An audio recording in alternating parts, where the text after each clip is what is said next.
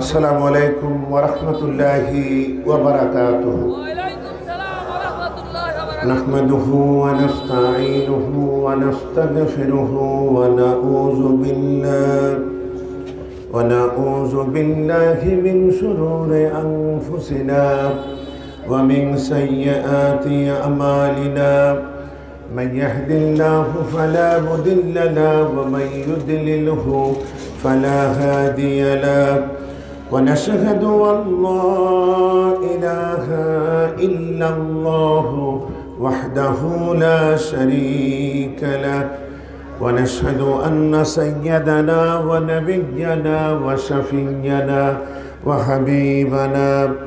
وحبيب ربنا وطبيب أرواحنا وقلوبنا محمدا عبد الله ورسوله الذي أرسله بالحق بشيرا ونذيرا وداعيا إلى الله بإذنه وسراجا منيرا فقد قال الله تعالى في كلامه المجيد وفرقانه الحميد।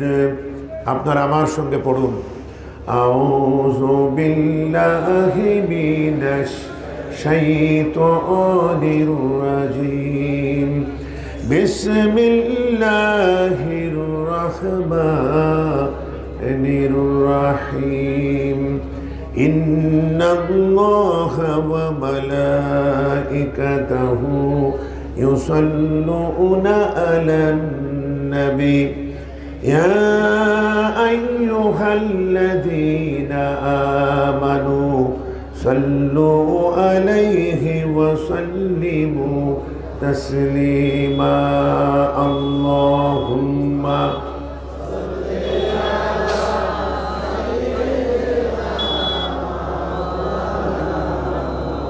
وعلى آل سيدنا اللهم صل على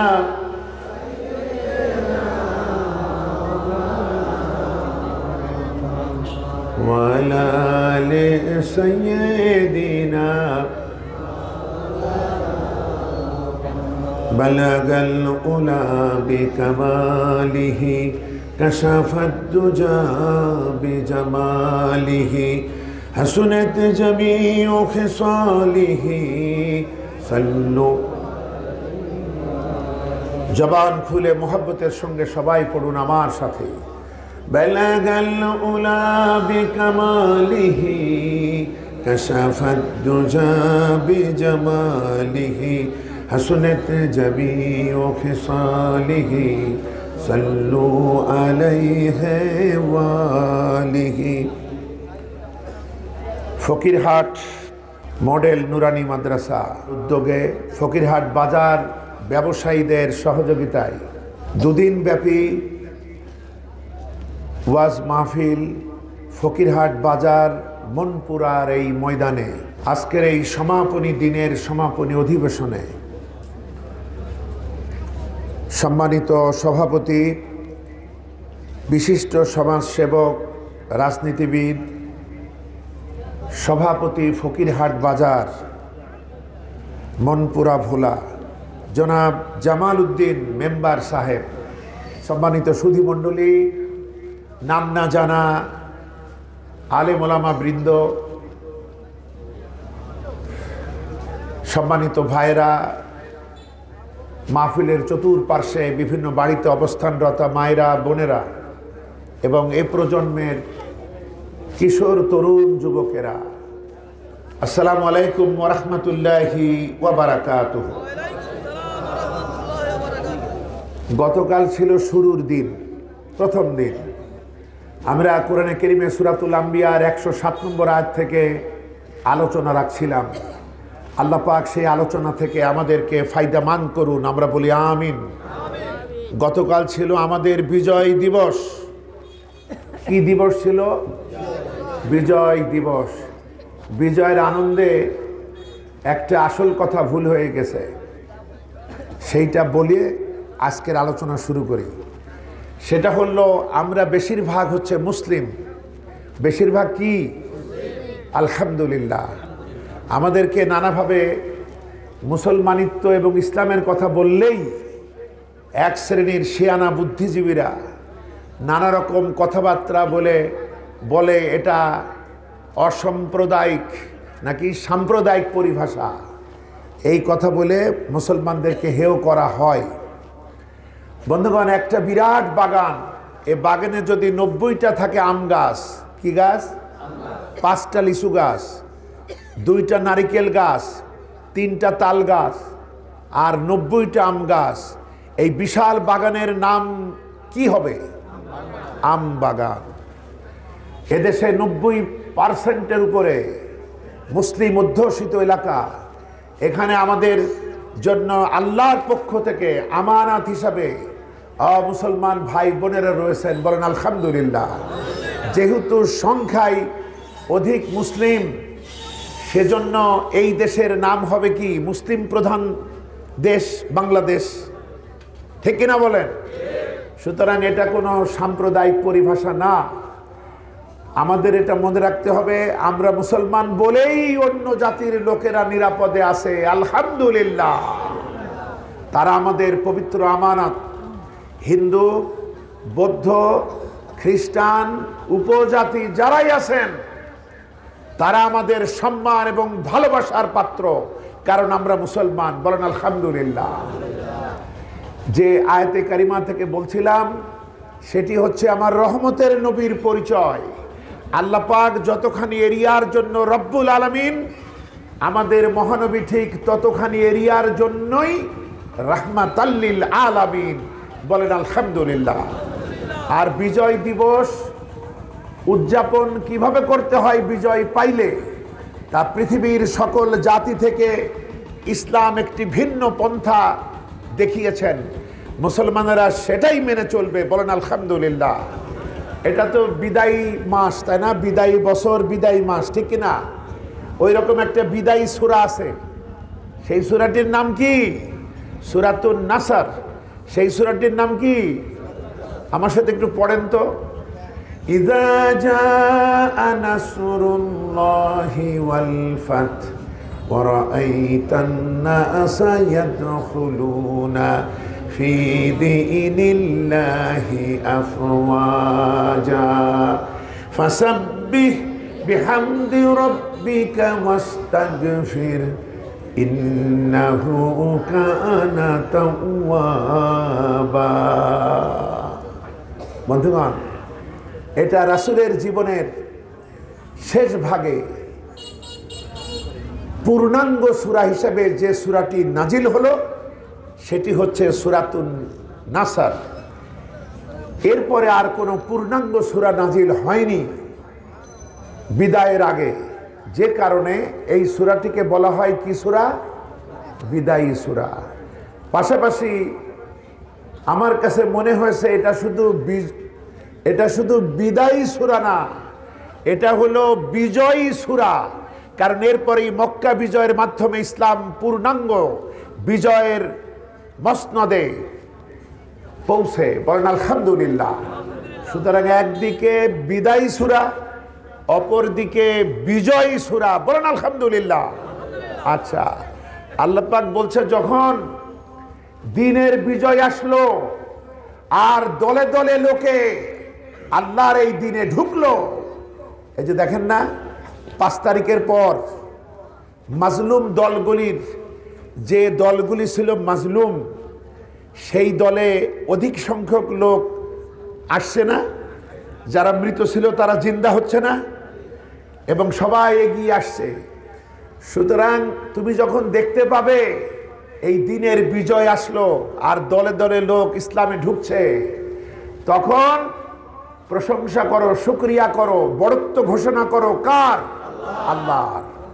আর তোমার যে নিজের বিষয়ে তুমি আল্লাহর কাছে ইস্তেগফার করো, বিনীত হও, বিনম্র হও, ক্ষমা চাও, আর প্রশংসা হবে কেবলমাত্র আল্লাহর, বলেন আলহামদুলিল্লাহ।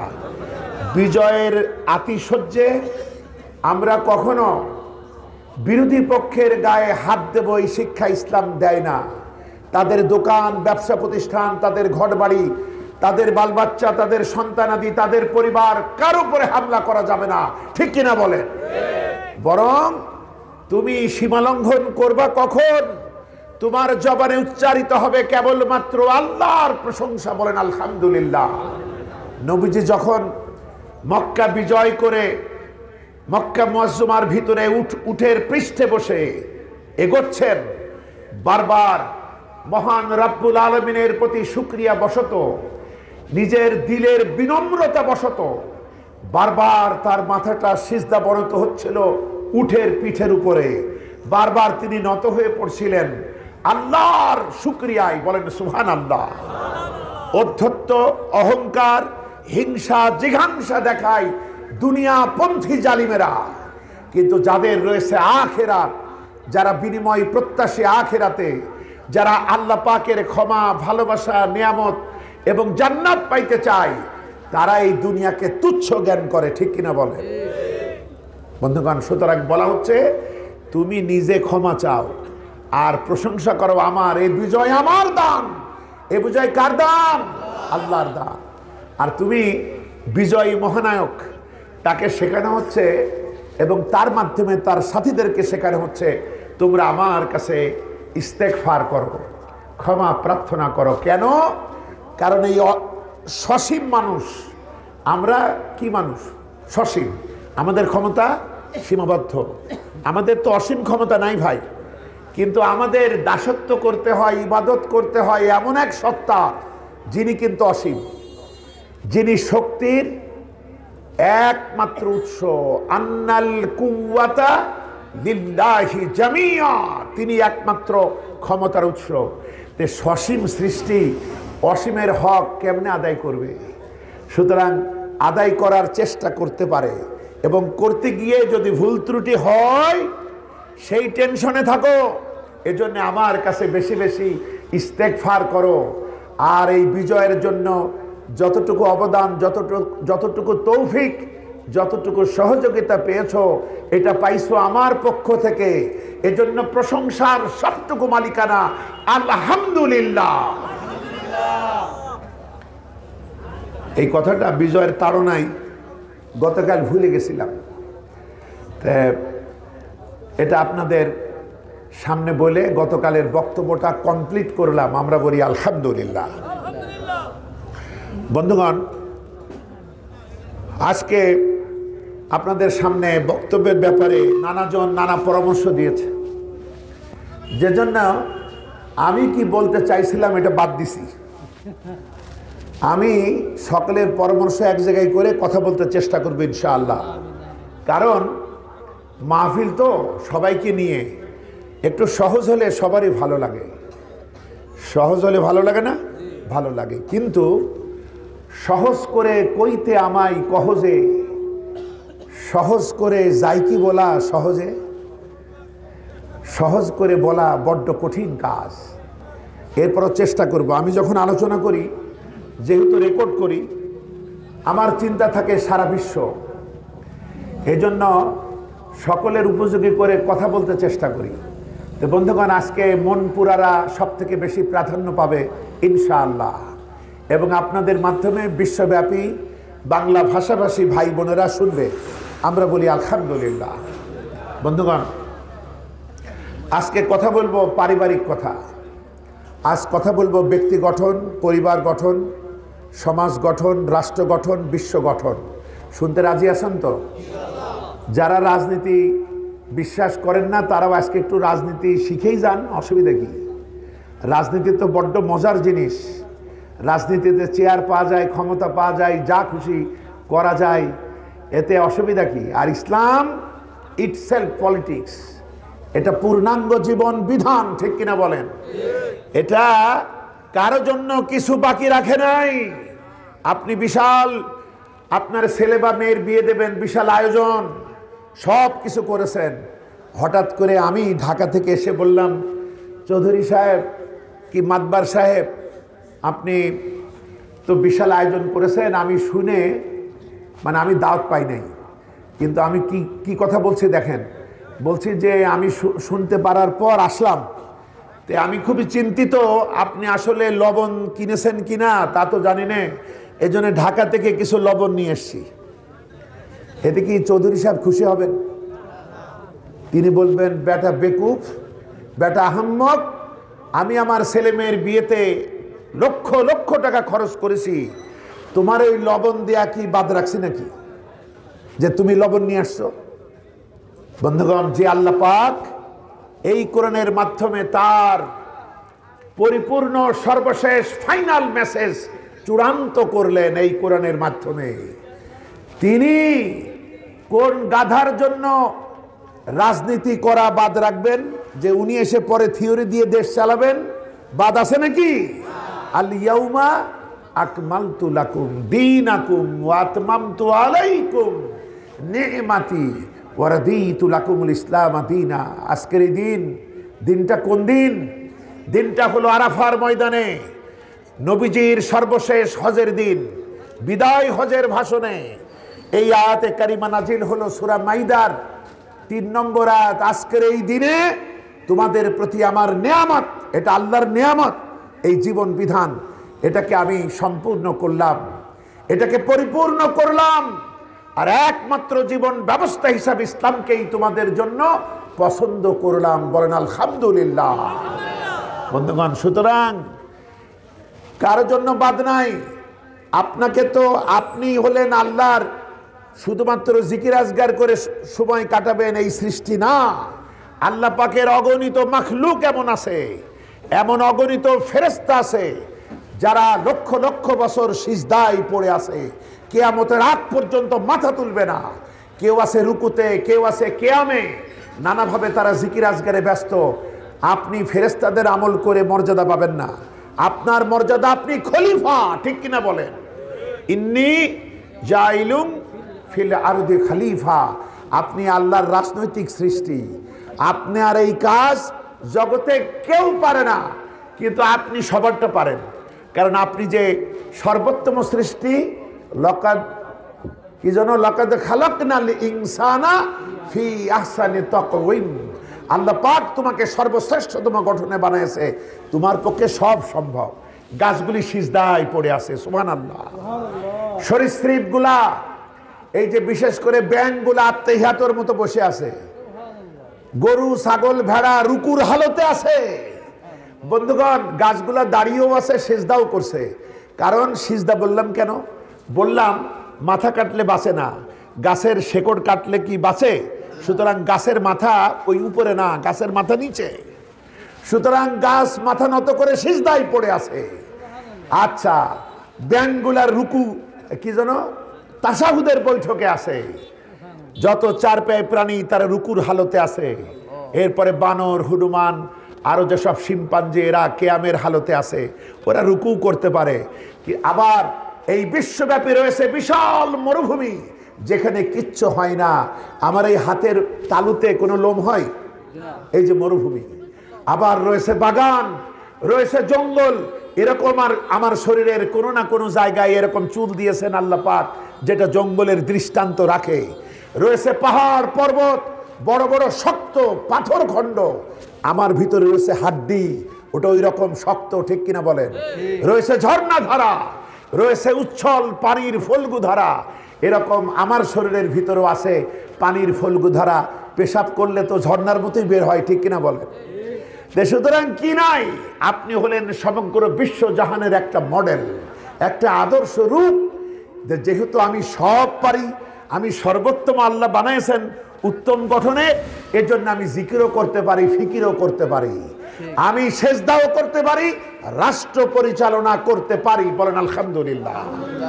সুতরাং বন্ধুগণ, আপনারা বিভিন্ন সময় শোনেন যে নীতির মধ্যে যেটা বড় নীতি সেটাই হলো রাজনীতি। মানুষের মধ্যে যিনি বড় মানুষ তিনি রাজা, নাকি? যে সিংহাসনটায় রাজা বসেন, সব থেকে বড় সিংহাসন, ওটার নামই তো রাজ সিংহাসন, তাই না? যে বাড়িটা বাড়ির মধ্যে সব থেকে বড়, ওটাই হলো রাজ বাড়ি।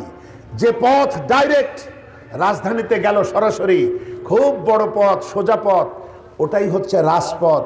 সুতরাং নীতিমালার মধ্যে যেই নীতি শ্রেষ্ঠতম নীতি, শ্রেষ্ঠতম নীতি কার? ওই সুবহানা রব্বিয়াল আলা, সুবহানা রব্বিয়াল আজিম। আমরা বারবার বলি ওই শ্রেষ্ঠতম সত্তার আইনি শ্রেষ্ঠ নীতি এবং রাজনীতি। আপনি কোথায় ছিলেন একদিন? সুতরাং এই নীতিতে থাকুন। রাসূলের বিদায় পর 4 জন খলিফায়ে রাশিদিন পৃথিবীতে এলেন। তারা দেশ চালায় নাই? বলেন চালাইছে কিনা? এত যুদ্ধ হলো, এত কিছু হলো, কত বন্দি বিনিময়, কত রোম পারস্যের প্রতি চিঠি প্রেরণ, এবং মদিনা রাষ্ট্র, যিনি রাষ্ট্রপ্রধান তিনি ছিলেন মসজিদে নববীর ইমাম। বলেন আলহামদুলিল্লাহ। সুতরাং এই শুধু আজকে আমাদের সমাজের অধপতন কেন, এগুলোও বলবো, এগুলো আমাদের বুঝতে হবে। আপনারা কেউ তো গোরস্থান থেকে আসেন না, এসছেন নাকি? গোরস্থান বোঝেন তো, মানে কবরস্থান, এখান থেকে এসছেন নাকি? আপনারা জীবন্ত ময়দান থেকে মাহফিল এসছেন। বলেন আলহামদুলিল্লাহ। সেজন্য জীবন্ত ওয়াজ হতে হবে, জীবন্ত কথা শুনতে হবে। শুধু মাটির নিচের কথা বলে আমরা খলিফা তো মাটির উপরের। বলেন আলহামদুলিল্লাহ। বন্ধুগণ, সুতরাং মন খারাপের কোনো কারণ নাই। ইসলাম পরিপূর্ণ এবং একটাই মাত্র জীবন বিধান যেটা আল্লাহ পছন্দ করেন। ইন্নাদ-দীনা ইনদাল্লাহিল ইসলাম। সূরা আলে ইমরান 19 নম্বর আয়াত। আল্লাহর কাছে একমাত্র, শুধুমাত্র, কেবলমাত্র জীবন্ত জীবন বিধান হলো ইসলাম। এটা বাদ দিয়ে আপনি যদি নানা রকমের মানব রচিত মতাদর্শের পিছনে দৌড়ান, আপনার কাছ থেকে এই আমল আল্লাহ কবুল করবেন না। সূরা আলে ইমরান 85 নম্বর আয়াত। ওয়া মান ইয়াবতাগি গায়রাল ইসলামি দীনান ফালাই ইউকবালা মিনহু ওয়া হুয়া ফিল আখিরাতি মিনাল খাসিরিন। কিছুতেই আমি গ্রহণ করব না যে ইসলাম বাদ দিয়ে আমার কাছে আসবা। তুমি ধর্মে মুসলিম, নামাজ পড়ো মুসলিম, রাজনীতিতে ধর্ম নিরপেক্ষতাবাদ, জাতীয়তাবাদ, সমাজবাদ, পুঁজিবাদ, সাংস্কৃতিক জীবনে তুমি উলঙ্গপনা, নগ্নবাদ, তুমি বিজ্ঞানে বস্তুবাদ, নাস্তিক্যবাদ, আর ধর্মে ইসলাম, এইভাবে বিপরীতমুখী নৌকার যাত্রী হলে গন্তব্যে পৌঁছা অসম্ভব। দুইটা নৌকা, বিপরীতমুখী নৌকা, একটা জাহান্নামের দিকে, একটা জান্নাতের দিকে। এই দুই নৌকায় পা দিলে আমি কি আমার লক্ষ্যে পৌঁছাতে পারবো? বন্ধুগণ, আমাদের এক নৌকায় দাঁড়াতে হবে, সেটা হচ্ছে ইসলাম। বন্ধুগণ, আর যদি আমরা তো কিম্ভূত কিমাকার, আমরা অর্থনীতিতে সুদ মানি, আমরা অর্থনীতিতে সুদ মানি। সুদ কাদের আবিষ্কার? ইহুদি। কাদের আবিষ্কার? ইহুদিদের। এদিকে আমরা নামাজে বারবার বলি গায়রিল মাগদুবি আলাইহিম ওয়ালাদ-দাল্লিন। যারা অভিশপ্ত ও পথভ্রষ্ট তাদের পথে আমরা চলবো না, আল্লাহকে আমরা ওয়াদা করি। এই অভিশপ্ত কারা? ইহুদিরা। অভিশপ্ত কারা? মাগদুব। মাগদুব মানে অভিশপ্ত, দল্লিন মানে পথহারা। পথহারা কারা? খ্রিস্টানেরা। প্রতিদিন 5 ওয়াক্ত নামাজে কমসে কম 40 বার আমরা বলি যে আল্লাহ, ওই ইহুদি আর খ্রিস্টানদের ওই অভিশপ্ত পথ, ওই পথে আমরা চলবো না। কিন্তু আমরা অর্থনীতিতে সুদ চিনলাম, অথচ ইসলামে অর্থনীতি আছে না? এই মাহফিলের চতুর্পার্শ্বে রয়েছে ব্যবসায়ীরা, যাদের সহযোগিতায় ধন্য আজকের এই মাহফিল। বলেন আলহামদুলিল্লাহ। ব্যবসা হালাল না হারাম? এটা আল্লাহর দেওয়া, এটা আল্লাহর দান। বলেন আলহামদুলিল্লাহ। সূরাতুল বাকারার 275 আয়াত। সূরাতুল বাকারার কত নম্বর আয়াত? ওয়া আহাল্লাল্লাহুল বাইয়া ওয়া হাররামার রিবা। আমি ব্যবসাটাকে হালাল বানাইছি আর সুদকে করেছি হারাম। ব্যবসা কি? হালাল। সেই ব্যবসাটা ব্যবসায়ীরা ভালোভাবে করুক, এটাকে আমরা চাই। আমরা চাই। তাহলে যাদের বাকি আছে বিভিন্ন দোকানে, হালখাতার চিঠি পাওয়ার আগেই ওই ঋণ শোধ দেওয়া যাবে না? বলেন যাবে? একটু হাত তুলে দেখাই তো পারবো কিনা? আল্লাহ পাক কবুল করুন, আমরা বলি আমিন। বন্ধুগণ, ওরা হালাল বিজনেস করে, এদের বাকি রাখবেন না। আপনি অনেক ভালো ভালো সুন্দর চেহারায় আতর টাতর মেখে সুন্দর পোশাক পরে বলতে পারেন আমি জিবরাইল, কিন্তু আপনি জিবরাইল না শয়তানের খালাতো ভাই, এটা কিন্তু আপনার জীবন আচরণ দেখে বোঝা যায়। এখন তাকওয়া খোঁজেন পোশাকের মধ্যে, দাড়ির ভিতরে, টুপির মধ্যে। তাকওয়া সেই ব্যক্তির ভালো, সেই ব্যক্তি সেরা মুত্তাকি যার লেনদেন ভালো। বলেন আলহামদুলিল্লাহ। লেনদেন হলো আসল পরিচয়।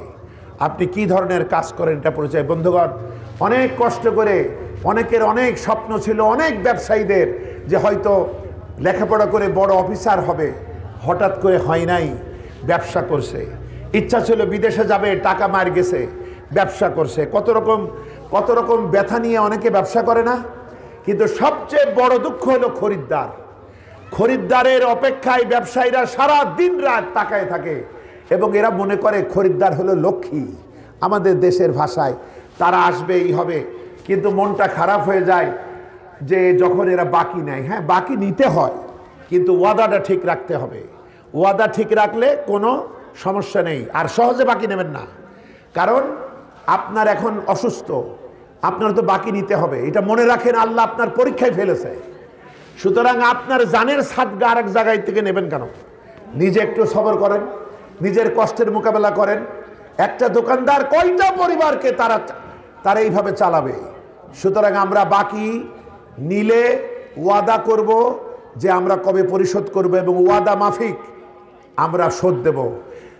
দোকানদার আমাদের দাওয়াত দিয়ে মিষ্টি মুখ করাবে না, বরং যে দোকানদার বাকি দিল আমরা যেন তাদেরকে দাওয়াত দিয়ে খাওয়াই এবং টাকাটা পরিশোধ করি। কেমন হবে? কর ভালো হবে। বলেন আলহামদুলিল্লাহ। একটু উল্টায় দেই, বিষয়টা একটু উল্টায় দিলাম বন্ধুগণ।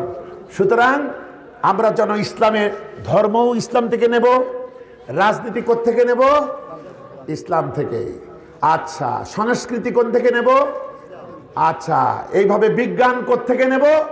ইয়াসিন ওয়াল কুরআনিল হাকিম, মহাবিজ্ঞানময় কোরআনের কসম। বিজ্ঞানের সবকিছু তো এখানেই আছে। হাজার খানেক আয়াত আছে শুধু বিজ্ঞানের উপরে। বলেন আলহামদুলিল্লাহ বন্ধুগণ। সুতরাং বিজ্ঞানও এখান থেকে নেব, নইলে আমাদের জীবনটা হবে এমন এক গাড়ির মতো, যে গাড়ির চাকা হলো গরুর গাড়ির চাকা, হ্যান্ডেলটা মোটর সাইকেলের, পাখাটা হেলিকপ্টারের। এবার বলেন, এই গাড়ি কি আসলে কোনো কাজে লাগবে? একই কোম্পানি থেকে যদি নিয়ে গাড়ি বানান তাহলে সেই গাড়ি কাজে লাগবে। তা আমাদের জীবনটাও একদিন জান্নাতুল ফেরদৌসে পৌঁছবে যদি একই ডিপার্টমেন্ট, একই কোম্পানি থেকে আমরা যদি জীবনের সব কিছু নেই। আল্লাহ পাক এটাই চান। সূরাতুল বাকারার 208 নম্বর আয়াত, ইয়া আইয়ুহাল্লাযীনা আমানু দুখুলু ফিস-সিলমি কাফা, ঈমানদারেরা এই ইসলামে পরিপূর্ণরূপে ঢুকে পড়ো। শুধু নামাজ ইসলাম আর সমাজে মাতবাড়ি, নফসের দাসত্ব আর ইসলাম দরকার নাই। এটা হলে ব্যবসায়ীরা ওজনে আপনার কমি দিয়ে ঠকাবে। তো ইয়েতে তেলে ভেজাল মিশিয়ে বলবে আল্লাহর কসম 1 নম্বর তেল, ঠিক কিনা বলেন? এই জন্য একটা কোম্পানি, সেটা কোরআনের কোম্পানি, ইসলামের কোম্পানি। এখান থেকে যদি সব নেই তাহলে আমাদের আল্লাহর বান্দা আমরা হতে পারবো এবং শয়তানের গোলাম আমরা হব না। বলেন আলহামদুলিল্লাহ। আচ্ছা, এবার আসুন, এ পর্যন্ত কথা বোঝা গিয়েছে? এবার আসুন একটু কোরআন দিয়ে আপনাদের জীবনের লক্ষ্যে আপনাদেরকে পৌঁছে দিই ইনশাআল্লাহ। চেষ্টা করব। আপনারা কম বেশি সবাই ব্যবসায়ী, হিসাব নিকাশ আপনারা বোঝেন। হিসাব নিকাশ বোঝেন না?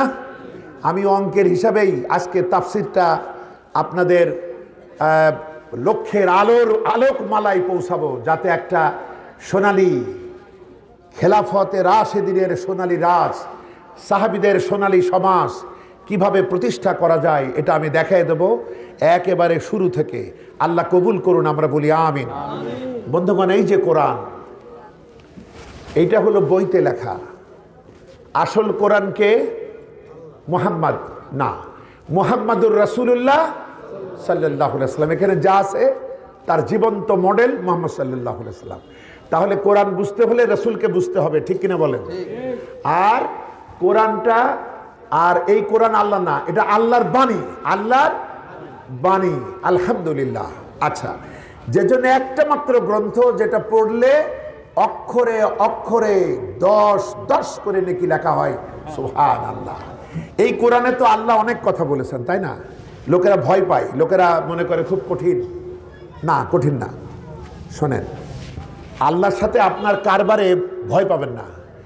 আপনি কোরআন যদি খুব সঠিক করে পড়তে পারেন, কোরআন যদি সঠিক সহিশুদ্ধভাবে পড়তে পারেন, তাহলে তো জান্নাতে আল্লাহর রহমতের মালাইকা যারা, ফেরেশতা যারা উন্নত মর্যাদার, তাদের সাথে উড়ে বেড়াবেন। বলেন সুবহানাল্লাহ। আর যদি না পারেন, বারবার ঠেকেন, কষ্ট হয়, ভুল হয়, আবার চেষ্টা করেন, তারপরেও যদি পড়েন তাহলে আপনার সওয়াব হবে ডাবল। বলেন সুবহানাল্লাহ। একটা পড়ার চেষ্টা করার জন্য আর ভুল শুধরিয়ে আবার যে চেষ্টা করছেন, আপনি যে হতাশ হননি, এই কোরআন কাউকে হতাশ করতে আসে নাই, এটা বুক ভরা আশা দিয়েছে। বলেন আলহামদুলিল্লাহ। সুতরাং পড়তে হবে, পড়তে হবে, পড়তে হবে। আপনি অপরাধী করবেন না, ভুলই হবে না, তাহলে আল্লাহ আপনারে মাফ করবে কেমনে? আপনি আপনার পানি তো তাকিয়ে আছে, গুনাহগারের প্রতি আল্লাহর খেয়াল বেশি। বন্ধুগণ, সুতরাং এই কোরআনে আল্লাহ যত কথা বলেছেন, আমি ছোট করে দেই, এই কোরআনে আল্লাহ যত কথা বলেছেন সব 3টা শব্দে বলা যায়। কয়টা শব্দে? একটা হলো জানো। জানো মানে কি? ইলম অর্জন করো। আর একটা হলো বিশ্বাস করো। বিশ্বাস করো মানে কি? ঈমান আনো। কি আনো? আর একটা হলো মানো। মানো মানে আমল করো। মানো মানে কি করো? আমল করো। এর বাইরে কোনো কথা আছে নাকি এখানে? আপনি জানবেন, আপনি বিশ্বাস করবেন, আপনি মানবেন। বলেন আলহামদুলিল্লাহ। মজাটা দেখেন, আমি যদি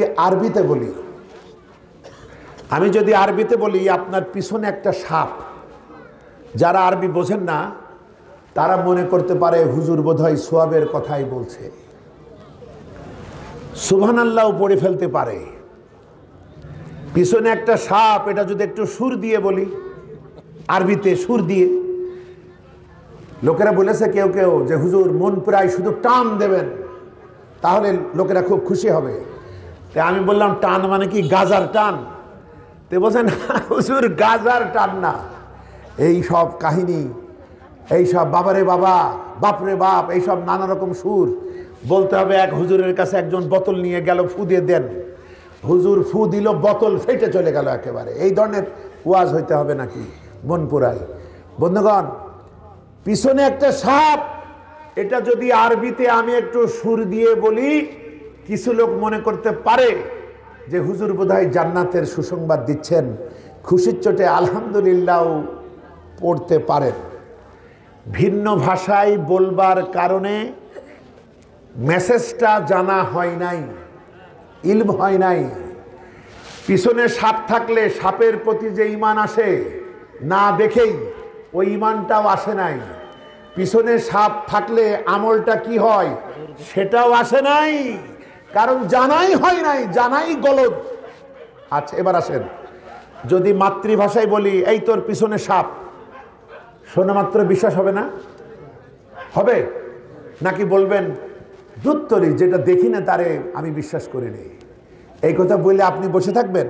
একটা মিথ্যাবাদীও যদি বলে পিছনে তোর সাপ, তাহলে জানা মাত্রই, যদি বোঝেন তাহলে জানা হবে, জানা মাত্র ঈমান মজবুত হবে পিছনে সাপ। আর সাপের প্রতি ঈমান পিছনে যদি থাকে, তাহলে বাপরে বাপ বলে একটা লাভ দেবেন, এটাই আমল। বলেন সুবহানাল্লাহ। আমার ভাইরা, আমার মা বোনেরা, আল কোরআনে কারীমের বিষয়টাও 3টা, জানো, ঈমান আনো আর মানো।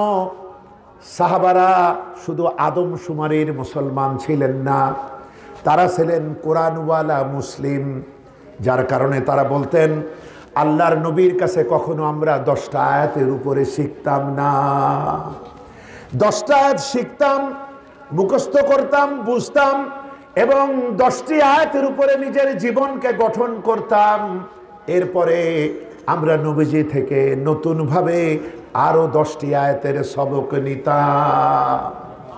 যার কারণে সাহাবারা যখন রাস্তা দিয়ে বাড়ি ফিরত, কিংবা হাটে বাজারে যখন ঘুরে বেড়াতো, ভিন্ন সম্প্রদায়ের লোকেরা বুঝতে পারত এ যেন শুধু আমাদের মতো মানুষ যেতেছে না, বরং মনে হতো এই কোরআনটা জীবন্ত হয়ে রাস্তা দিয়ে হেঁটে যেতেছে। সুবহানাল্লাহ। তারা ছিল জীবন্ত কোরআনের প্রত্যেক নমুনা। আমরা হয়েছে আদমশুমারির মুসলমান, ইসলাম ছাড়া মুসলমান।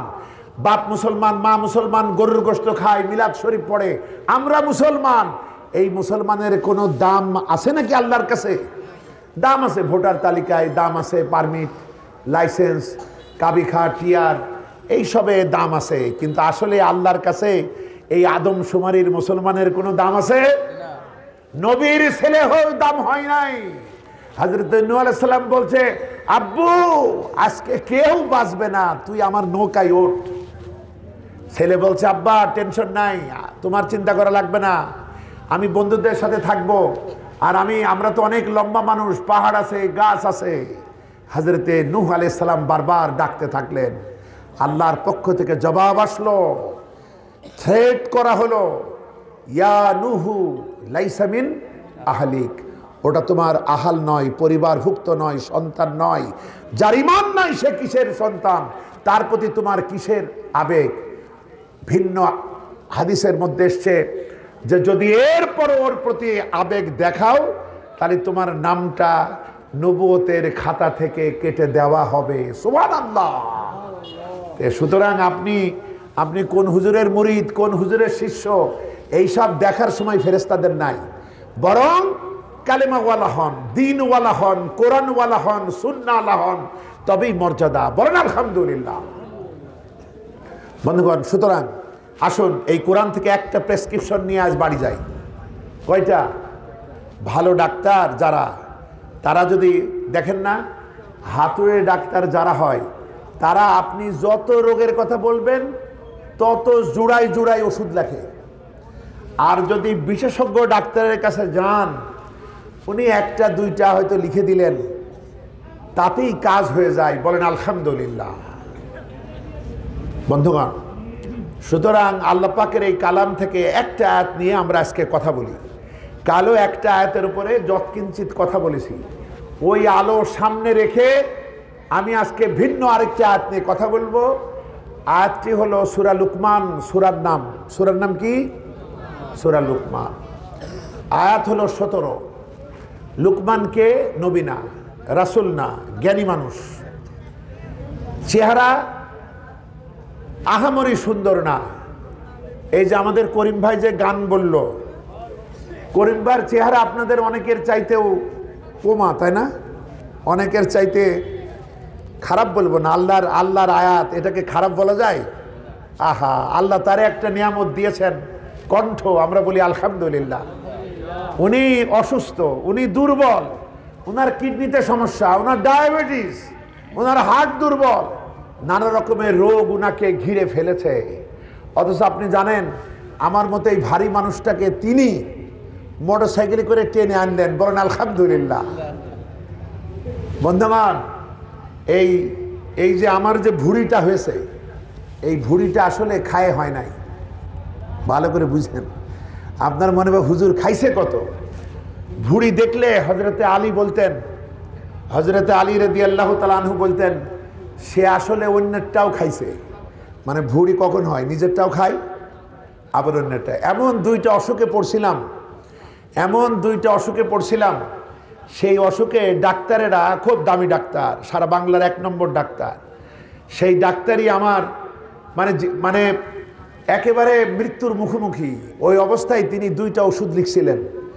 তার একটা ওষুধ খাইতে হবে 5 বছর, এই দেশে পাওয়া যায় না। সেটার অরিজিনাল মেডিসিনটা হলো সুইডেনের। আর রোগটাকে ম্যানেজ করার জন্য যে ট্যাবলেট দিলেন বাংলাদেশের, সেই ট্যাবলেট হলো আপনার ওই যে গরু মোটা তাজা করার জন্য খাওয়ান না, ওই ট্যাবলেট আমারে খাওয়াইলো। এছাড়া ওষুধ নাই, বিজ্ঞান এখনো আবিষ্কার করতে পারে নাই। ওই তখন থেকেই মোটা হওয়া শুরু করলাম। এরপরে চেয়ারম্যান হওয়ার পর গোয়েন্দা বিভাগ বলল, রাস্তায় ঘোরাফেরা করা যাবে না, রাস্তার পাশে দাঁড়ানো যাবে না 5 মিনিটও না। খুব ভয়াবহ অবস্থা। এরপরে বসে থাকা। আচ্ছা, এরপরে মাহফিলে যাই, মাহফিলে তো খাওয়াই, তাই না? কালকে হাঁসের গোশত তো মেম্বার সাহেব সব থেকে বেশি আমারে খাওয়াইছে। আপনারা আলহামদুলিল্লাহ না পড়লেও হবে, আমি পড়েছি আলহামদুলিল্লাহ। বন্ধুগণ, এরপরে তো খাওয়া চলছেই। এখন এরও কিছু প্রভাব আছে, অসুখের কিছু প্রভাব আছে। ওই রকম প্রভাব নিয়ে চেয়ারম্যানই করলাম। চেয়ারম্যানই শেষ হলো। শেষ হওয়ার পর দুর্ভাগ্য, এত ব্যস্ত থাকতে হতো, সে অন্য ওয়াজ। শুধু সংক্ষেপে বলি, এত ব্যস্ত থাকতে হতো, একটা বড় আয়নার সামনে দাঁড়িয়ে নিজেকে দেখব, এ সময়টা ছিল না। তখন বলতাম যে বাপের নামই মনে থাকে না। আর স্ত্রীকে বলেছিলাম, বাংলাদেশে একমাত্র চেয়ারম্যান আমি, যার গাড়িটা ড্রাইভারকে থানার সামনে পিটিয়ে কেড়ে নেওয়া হয়েছিল। সব শেষে গাড়ি পাওয়ার পরও কত সুখে থাকা মানুষ আমি। তো সুতরাং স্ত্রীকে বলেছিলাম, চেয়ারম্যান হওয়ার পর বিধবা হওয়ার জন্য প্রস্তুতি নাও। কথা বুঝতে পেরেছেন আপনারা? অজু অবস্থায় আসতাম, অজু অবস্থায় যাইতাম। ক্ষুধা লাগলে পকেটে খেজুর খাইতাম, খেজুর থাকতো কয়েক পিস, কাউকে না কাউকে দিয়ে খেতাম। এভাবে কঠিন দুঃসহ আমলের মধ্য দিয়ে উপজেলা চেয়ারম্যান হওয়ার পর, ফ্রি চেয়ারম্যান হয়েছিলাম তো, ওই জন্য অন্যরা ভয় পেত। কোটি কোটি টাকা খরচ করে পারে নাই। আর অন্যের দেওয়া 1500 টাকা পায়ে মোবাইলে পুরে শুধু হ্যালো বলেই চেয়ারম্যান হয়েছি। বলেন আলহামদুলিল্লাহ। এখন চেয়ারম্যানই শেষ হলো, অবসর হলো, ঢাকায় আসলাম, ক্ষুধা লাগছে। তো চিন্তা করলাম কোন হোটেলে যাই, পেট খারাপ হলেও বিপদ। তো দেখলাম একটা নতুন হোটেল, ঢুকলাম, কেউ নাই। তো লোকের আসলো, স্যার বসেন বসেন। আমি বললাম আজকে কি রান্না হয়েছে? বলছো স্যার আপনি বললেই রান্না করে দেবো, 20 মিনিট। তা আমি বললাম আমার একটু সবজি রান্না করে দাও। ওরা বললো বসেন। তা আমি এবার তাকায় দেখছি এই হোটেল চলে কিভাবে। এদিক ওদিক তাকাতে গিয়ে দেখি আমার পাশে ইয়া মোটা এক লোক বসা। তা আমি ভাবছি এই বেটা 1 মাস না খাইলে কি হয়, এর এই হোটেলে আসার দরকারটা কি? এই চিন্তা করে আমি লোকটার চেহারা দেখার জন্য তাকাইছি। এবার দেখি ওই লোকটাই আমি। তার মানে পাশে ছিল আয়না, পাশে আয়না ছিল, এত সুন্দর করে পরিষ্কার করা, আহারে মনেই হয় না এখানে আয়না। আমি দেখছি আর ইয়া মোটা লোক বসা, এই বেটা 1 মাস না খেলে কি হয়, এই হোটেলে আসছে কেন? এবার দেখি সেই লোকই আমি। বন্ধুগণ, মোটা হয়ে গেলে ব্যাক করাটা খুব কঠিন হয়ে পড়ে। তো তারপরেও আপনারা একটু দোয়া করবেন পেটটা যেন কমে। পেটটা কমলে মানসিক এনার্জির অভাব আমার নাই, আলহামদুলিল্লাহ। তাহলে দিনের জন্য বেশ কিছু ভূমিকা রাখতে পারবো। আর আমার কথা শুধু আবেগ দিয়ে শুনবেন না, ঘিলু দিয়ে শুনবেন, তাহলে কিছু কথা বুঝবেন। আমি আপনাদের ঠকাই না। আমি যে ধরনের কথা বলি, যে ধরনের বই পুস্তক পড়াশোনা করে, তার থেকে কম টাকা আমি হাদিয়া পাই। বুঝলেন তো? আমি শুধু আমার ভাড়াটার ব্যাপারে জোরাজোরি করি। কালকে যদি নাজিম বলে কোনো টাকা দিতে পারলাম না, তাহলেও কিছু কইব না। আমি শুধু ভাড়াটা নিয়ে ভাবি। আর এরপরে তো আপনাদের পরীক্ষা। আপনারা মেহমানকে সম্মান করবেন, সম্মানই দিবেন, নাকি কিছুই দেবেন না, এটা আপনাদের ব্যাপার। এটা তো আমার ডিউটি না। আমার ডিউটি, আমাকে খরচ করে আসতে হয়, সেই খরচটাই আমি চাই মাত্র। আল্লাহ পাক আমাদের সবার প্রতি রহম করুন, আমরা বলি আমিন। সূরাতুল লুকমান। লুকমান কি মানুষ? জ্ঞানী মানুষ। আচ্ছা, আব্দুল করিম ভাইয়ের কথাটা শেষ করি। আমরা সবাই দোয়া করি আল্লাহ পাক আমাদের প্রিয় ভাই, যিনি আমাদেরকে তার কণ্ঠে গান গেয়ে হৃদয় জুড়ালেন, সেই করিম ভাইকে, আব্দুল করিম ভাইকে আল্লাহ যেন সুস্থতার নিয়ামত দান করেন, আমরা বলি আমিন। এগুলা খাঁটি আলেম দিন। এই অসুস্থতা নিয়েও তিনি দিনের খেদমত করে যাচ্ছেন। আল্লাহ তাকে যে পরিবার পরিজন দিয়েছেন, সবার প্রতি আল্লাহ রহম করুন। সবাইকে আল্লাহ পাক দিনই খেদমত আর যোগ্যতার সাথে করবার তৌফিক দিন, আমরা আবারও পড়ি আমিন। বন্ধুগণ, সূরাতুল লুকমান। লুকমান চেহারা সুরতে সুন্দর না, কিন্তু জ্ঞানী। আল্লাহ তাকে জ্ঞান দিয়েছিলেন। তিনি তার ছেলের সাথে কথা বলছেন, কিন্তু পছন্দ হলো কার? সুবহান আল্লাহ, সুবহান আল্লাহ, সুবহান আল্লাহ। তিনি তার কথাগুলি এই কোরআনে তার নামে একটা সূরা দিয়ে হযরতে লুকমান এবং তার ছেলেকে বিশ্ববাসীর সামনে চিরন্তন বানালেন। সুবহানাল্লাহ। ওখানে সব তো জ্ঞানী মানুষের কথা অনেক অর্থ হয়। একটা কথা কই, 17 নম্বর আয়াত। কত নম্বর? ও আরেকটা কথা বলে নেই ব্যবসায়ীদের সুবিধার্থে, মনে পড়ল। ব্যবসায়ী ভাইরা, আপনারা ব্যবসায় বরকতের জন্য বিভিন্ন দোয়া তাবিজ কেউ কেউ ঝুলান, কোন কোন দোকানে আছে না বিভিন্ন নকশা ডিজাইন। যদি ঝুলাইতেই হয় একটা ঝুলান, তার আগে আয়াতটা বুঝে নেবেন, পড়ে নেবেন, ব্যাখ্যা বুঝে নেবেন, অথবা যারা বুঝাইতে পারে এরকম মসজিদের খতিব সম্মানিত যারা ইসলাম আন্দোলনের দায়িত্বশীল তাদের কাছ থেকে আপনারা বুঝে নেবেন। এই আয়াতটা কম্পিউটারে লিখে তার অর্থ সহ দোকানে টাঙায় দেবেন, এতে বরকত হবে বেশি। বলেন আলহামদুলিল্লাহ। এই আয়াতটা আমাদের চোখের আড়ালে চলে গেছে। এই আয়াতটা যদি শুধু ব্যবসায়ী না, আপনারা যারা ধার দেনা দেন, অনেক বন্ধুত্ব আজকে আর নাই, ঠিক কিনা? এই ধার দেনার জন্য, ধার দেনার জন্য। বন্ধুগণ, আমার আব্বা একটু উপদেশ দিয়েছিলেন আমার ছাত্র জীবনে, কোনো বন্ধু যদি টাকা ধার চায় তাহলে 20 টাকা দিয়ে, তখন 20 টাকার দাম ছিল, বললো 20 টাকা দিয়ে বলবি দোস্ত এই 20 টাকা খরচ কর, আসলে ধার দেওয়ার মতো সঙ্গতি নেই, এর ভিতরে তুই টাকা ম্যানেজ করে নিস। আমারে বললো হুমায়ুন, যদি বন্ধুকে ধার দিস বন্ধু হারাবে, টাকাটাও হারাবে। সুতরাং বন্ধুরে ধার দিবি না, বন্ধুকে এমনি দিবি, যা পারিস এমনি দিবি, ধার দিবি না। তো বন্ধুগণ, কোরআন শরীফের সব থেকে বড় আয়াত, তার নামটা বলতে পারেন? কোন সূরায়? বাকারায়।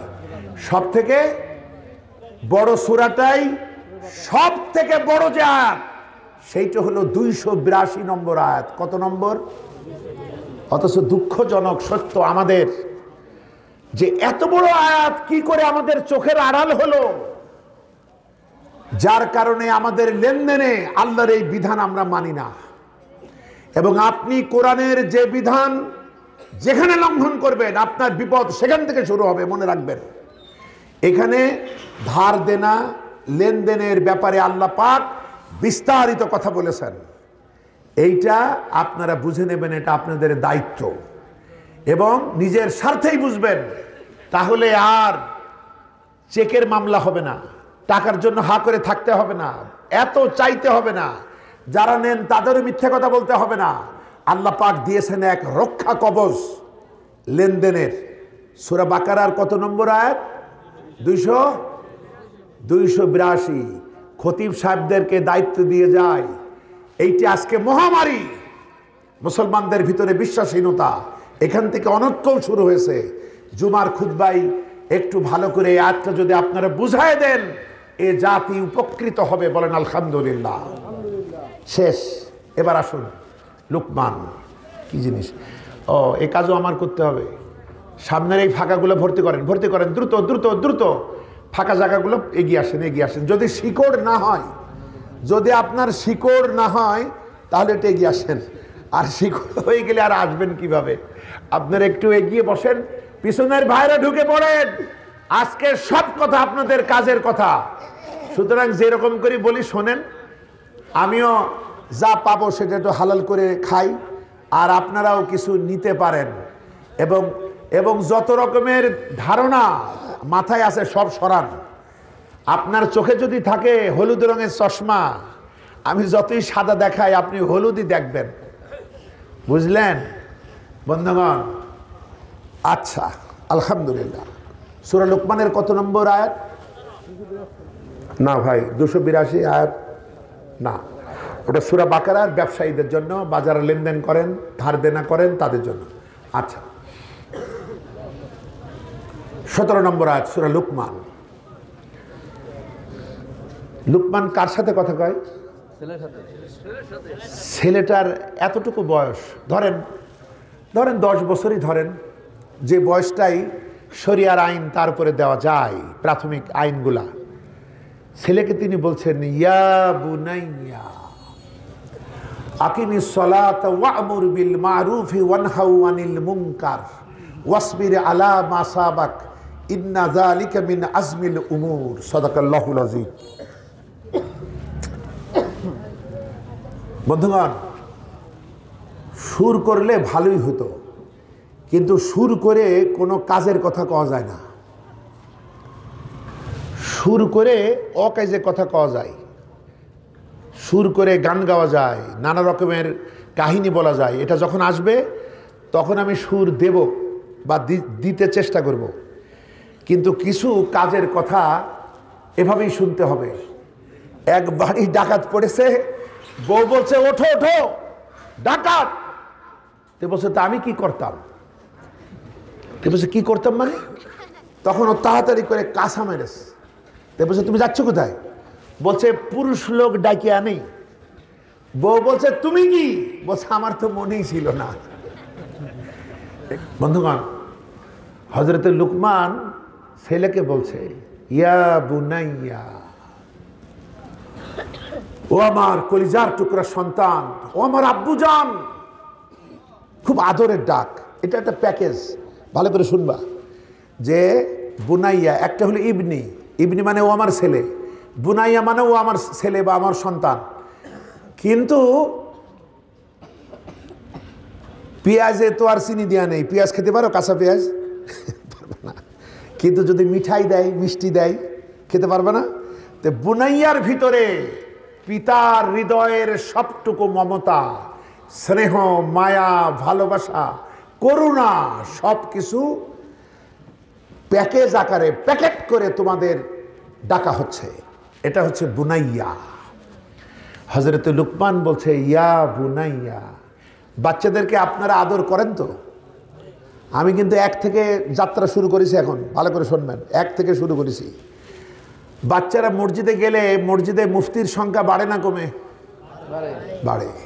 আয় পিছনে যাও, বেয়াদব ছেলে, কথা বলো কেন, পিছনে দাঁড়াও। এরকম মুফতির সংখ্যা বাড়ে না মসজিদে? আমি আবারও বলছি, প্রকৃত মুফতিরা অসন্তুষ্ট হবেন না। মুফতি মানে যারা ফতোয়া দেন, যারা রায় দেন, যারা বিচার করেন, যারা ভাগ করেন, এভাবে যাদের কথার ভিতরে রসকস নাই, একেবারে নিরেট আইনের ভাষায় যারা কথা বলেন। তো ছোট বাচ্চা মসজিদে দেখলেই কিছু মুসল্লির মাথা গরম হয়। এরকম মুসল্লি আমাদের মসজিদগুলোতে আসে না? এখনো আসে। ওদেরকে আমরা মুফতি বলছি, কারণ ওনারাই তো এটাকে হারাম বলে ঘোষণা। যাও বন্ধুগণ, আপনি ওর সাথে পারবেনই না। ও যদি এখন এখানে ফুটবলও খেলে, ও যদি চিৎকারও দেয়, আপনি ওর সাথে পারবেন না। কারণ ওর আমল নামা খোলাই হয় নাই, ওর গোনা বা সোয়াব কিচ্ছু লেখা হয় না। আল্লাহ ওর প্রতি অসন্তুষ্টই হয় না, ফেরেশতারা ওকে চোখও রাঙায় না। ঠিক কিনা বলেন? তা আপনি ওরে গুনাহগার বানালেন কোন অধিকারে? ওর তো পাপই নাই। ও মসজিদে চেঁচাবে না, আপনি চেঁচাবেন? মসজিদে শুধু একজন কথা বলতে পারে, তিনি হচ্ছেন ইমাম ও খতিব। ঠিক কিনা বলেন? আপনি কমিটির সভাপতি, আপনিও কথা বলতে হলে অনুমতি নিয়ে বলতে হবে। আমার আর এই এলাকায় দাওয়াত হবে না। রিস্কের মালিক কে? পৃথিবীর যত প্রাণী তারা যখন খাবার খায় মাথা নিচু করে খায়, রিস্কের কাছে মাথা নিচু করে খায়। আর আমরা কি রিস্কের সামনে মাথা নত করে খাই?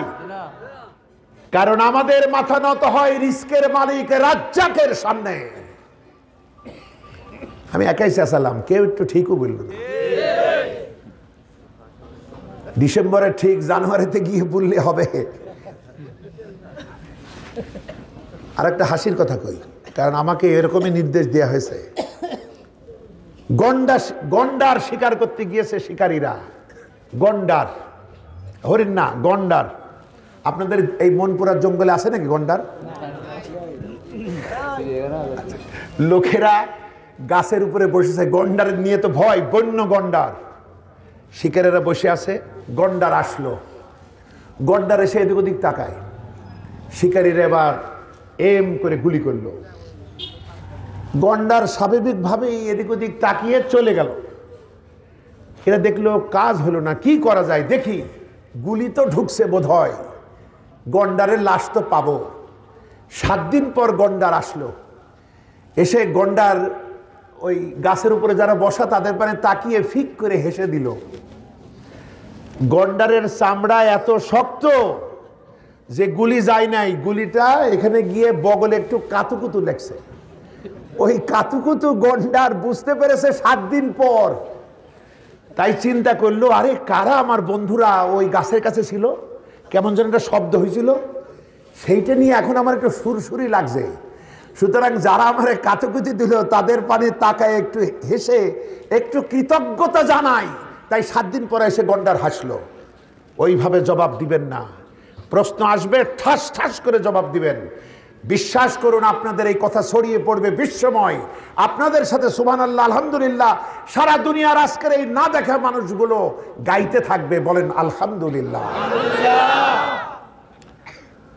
বন্ধুগণ, মসজিদে তাই বলছিলাম যে আমাদের মাথা নত হয় রাজ্জাকের সামনে, রিস্কের সামনে না।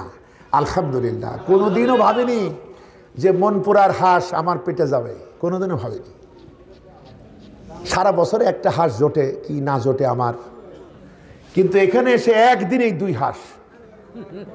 এরপরে আজকে হাঁসের ডিম 3টা ডিম খেয়ে ফেলেছি, কারণ আমরা খাই পোলট্রির ডিম। তো আপনাদের এই স্বাদ, আপনাদের এই ভক্তি, এই যে এত ভালোবাসা, এত এত খেদমত করে বলে হুজুর কিছুই করতে পারলাম না, তো এতক্ষণ করলেনটা কি আপনারা? বন্ধুগণ, এই জন্য আপনাদের প্রতি আমার আন্তরিক মোবারকবাদ। তো এখন মসজিদে কথা আর কেউ বলবে না, কেউ বলবে না। যদি কেউ ডিস্টার্ব করে এরা কথা বললে ইমাম সাহেব বলবেন। আর ওদের সাথে আপনারা পারবেন না, এই জন্য যে ফেরেশতারা ওদের দোষ ধরে না, আপনারাও দয়া করে এই বিয়াদবি ছোটদের সাথে করবেন না। শব্দটা উল্টা দিছি, বিয়াদবি। আচ্ছা, এখন আপনারা কি জানেন এরাই হলো আপনাদের আগামী দিনের প্রজন্ম, এরাই হীরকখণ্ড রত্ন রাজি। আপনি মারা যাওয়ার পর আমি আসবো না মাগফিরাতের দোয়া করতে, যার যার সন্তান সেই সেই দোয়া করবে মা বাবার মাগফিরাতের জন্য। সুবহানাল্লাহ। তাহলে এটা একটা সম্পদ না? মুসলিমের হাদিস, মুসলিম শরীফের হাদিস, সেখানে নবীজি বলছেন আমল মারা গেলে সমস্ত আমল বন্ধ হয়, 3টা আমলের পথ খোলা থাকে। ডিজিটাল অ্যাকাউন্ট জান্নাতে তৈরি হয় তখন। অটো অ্যাকাউন্ট, একটা এমন জ্ঞান অর্জন করো যে জ্ঞান দ্বারা মানবতার উপকার করতে পারো। 2 নম্বর এমন নেতা হও যাতে বেশি বেশি করে সদকায়ে জারিয়ার খেদমত করতে পারো। 3 নম্বর এমন মা বাপ হও, এমন নেক সন্তান রেখে যাও তোমার মরণের পর ওরা যেন মাগফিরাতের দোয়া করে। সুবহানাল্লাহ। কোন হুজুর আপনার দোয়া করতে আসবে না, আসবে না মানে দাওয়াত দিলে আসবে। আপনি মরে দেখেন, আপনার ছেলেকে যদি এগুলো না শেখান, ছেলে গিয়ে একটা হুজুর দাওয়াত দেবে, হুজুররা মাইন্ড করবেন না, আপনাদের কারো খাবার খাইতে আসি নাই, দাওয়াত দিল, হুজুর আসলো, আসার পর মানে আমাদের এলাকায় এগুলো ঘটে, আপনাদের এলাকায় হয়তো হয় না। আপনি যদি হুজুরকে বলেন যে হুজুর আমার বাপ মরছে, আপনি তো কান দিয়ে দোয়া করে দেন, হুজুর কানতে পারবেন না? কি বাপ মরেছে কার? আপনার না হুজুরের? আপনার। উনি কানবে কি করে? উনি সুর দিয়ে ইনিয়ে বিনিয়ে কান্নার ভান করতে পারে, এবং উনি যদি টের পান এই বাড়িতে টাকার পরিমাণ বেশি, তাহলে হয়তো একটু লম্বা দোয়া করতে পারে। এক বড় লোকের বাড়ি মিলাদে গিয়েছে এক রিক্সাওয়ালা, দেখছে আরে কি সুন্দর হুজুর, এই হুজুর তো দোয়া করতে করতে এই বাড়ির 14 গোষ্ঠীকে জান্নাতে পাঠিয়ে দিল। আহারে কবে আমার বাপ মরছে, দাদা মরছে, আমি নিজেও নামাজ পড়ি না, এই হুজুরকেই আমার নিতে হবে এবং আমার সবাই যাতে আমরা জান্নাতে যাইতে পারি, দাওয়াত দিছে। হুজুর কোন রকমের দোয়া দরুদ পড়ে আল্লাহুম্মা আমিন, 2 মিনিটেই মোনাজাত শেষ। আর ওই বাড়িতে দোয়া হয়েছিল প্রায় 20 মিনিট। সেই দিন আবার দোয়াকারীরাও দোয়া করেছে আল্লাহ হুজুরের হাত তাড়াতাড়ি নামুক, আর কত হাত তুলে থাকবো। আর এখানে 2 মিনিটেই দোয়া শেষ, সবাই খুশি হুজুরের উপরে। কিন্তু রিক্সাওয়ালার মন খারাপ, সে তো চেয়েছে 20 মিনিটের দোয়া। এবার বলছে হুজুর ওই বাড়িতে দেখলাম এত লম্বা দোয়া করলেন, আর আমার বাড়িতে আসলেন আর 2 মিনিটে দোয়া শেষ। বলছে বেটা রিক্সাওয়ালা, ওই চেয়ারম্যান সাহেব আমারে হাদিয়া দিয়েছে 5000 টাকা, দোয়া তো লম্বা হবেই, আর তুই দিয়েছিস 50 টাকা, ওই দোয়া কি আর লম্বা হয়? বন্ধুগণ,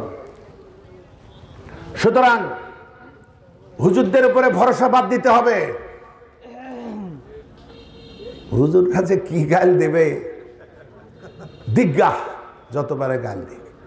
সারা জীবন আমরাই তো অন্যের সমালোচনা করি, আমাদের সমালোচনাটাও কেমন সহ্য হয় একটু দেখি না, কেমন সহ্য হয় বন্ধুগণ।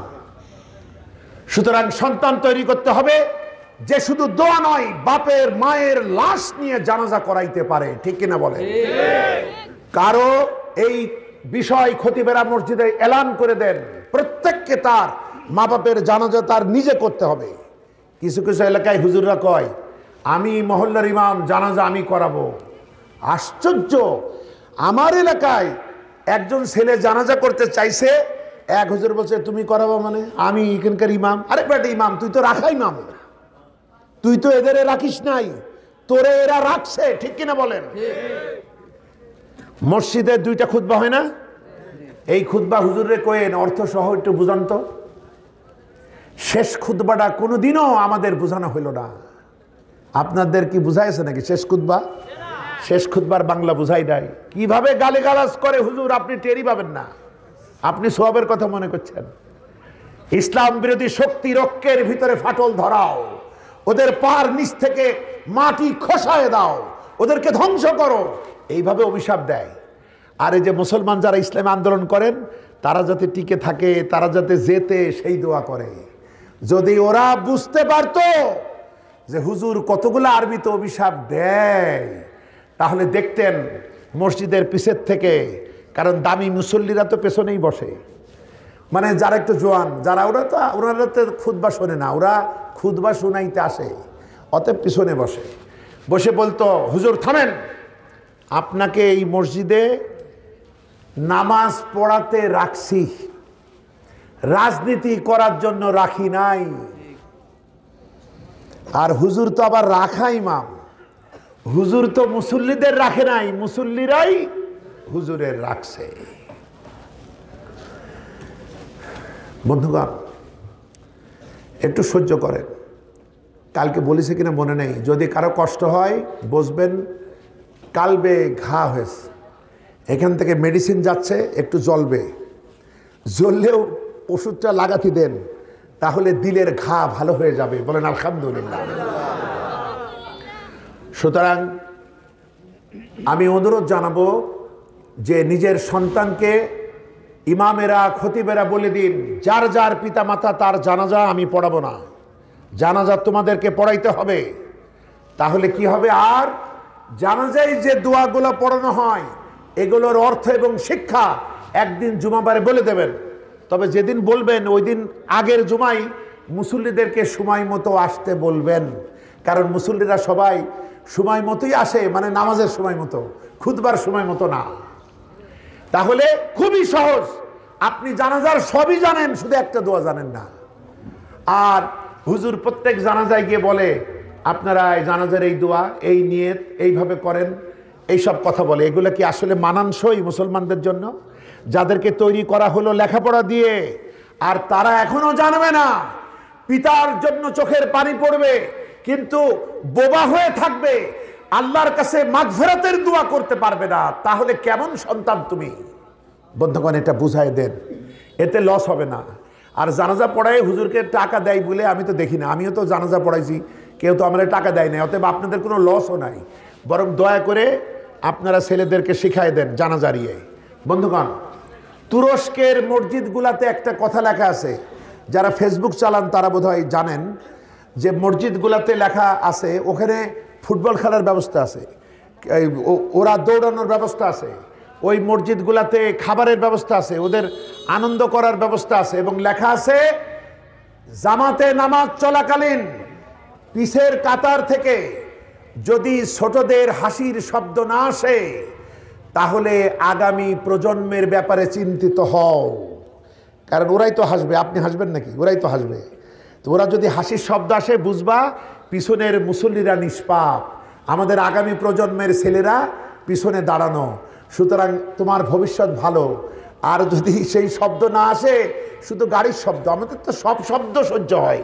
রাস্তার পাশে মসজিদ আছে না, বাসে ট্রেনে শব্দ হয় না, তখন তো বলে নাই ট্রেন দাঁড়া, খবরদার হর্ন দিবি না, এটা তো কেউ কয় না। আপনি বাচ্চাদের উপরে মস্তানি করেন কেন?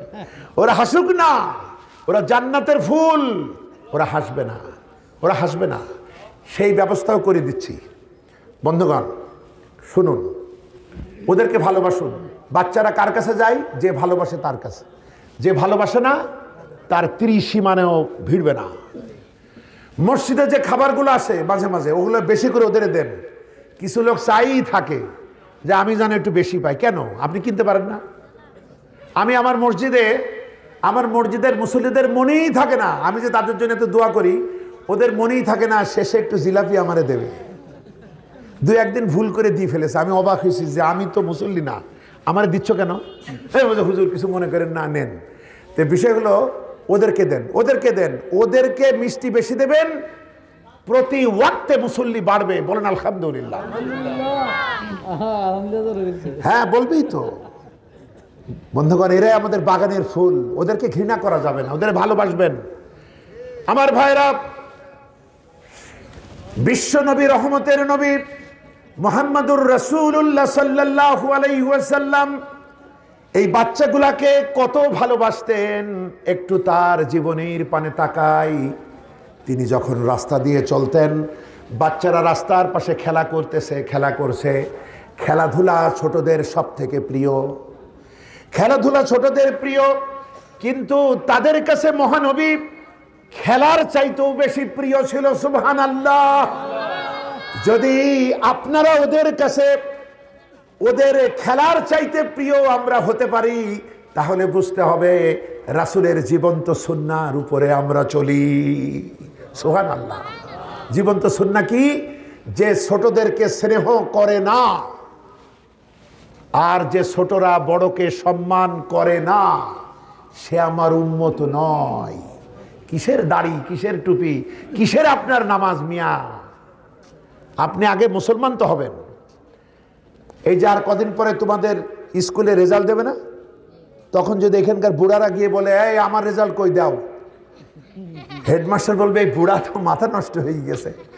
বলতে হবে বুড়া মিয়া তোমার নামই তো নাই, তোমার রেজাল্ট দেবো কি করে? তো সবার আগে উম্মতের খাতায় নাম থাকতে হবে না? তারপরে না আপনি নামাজ, রোজা, হজ, যাকাত করবেন।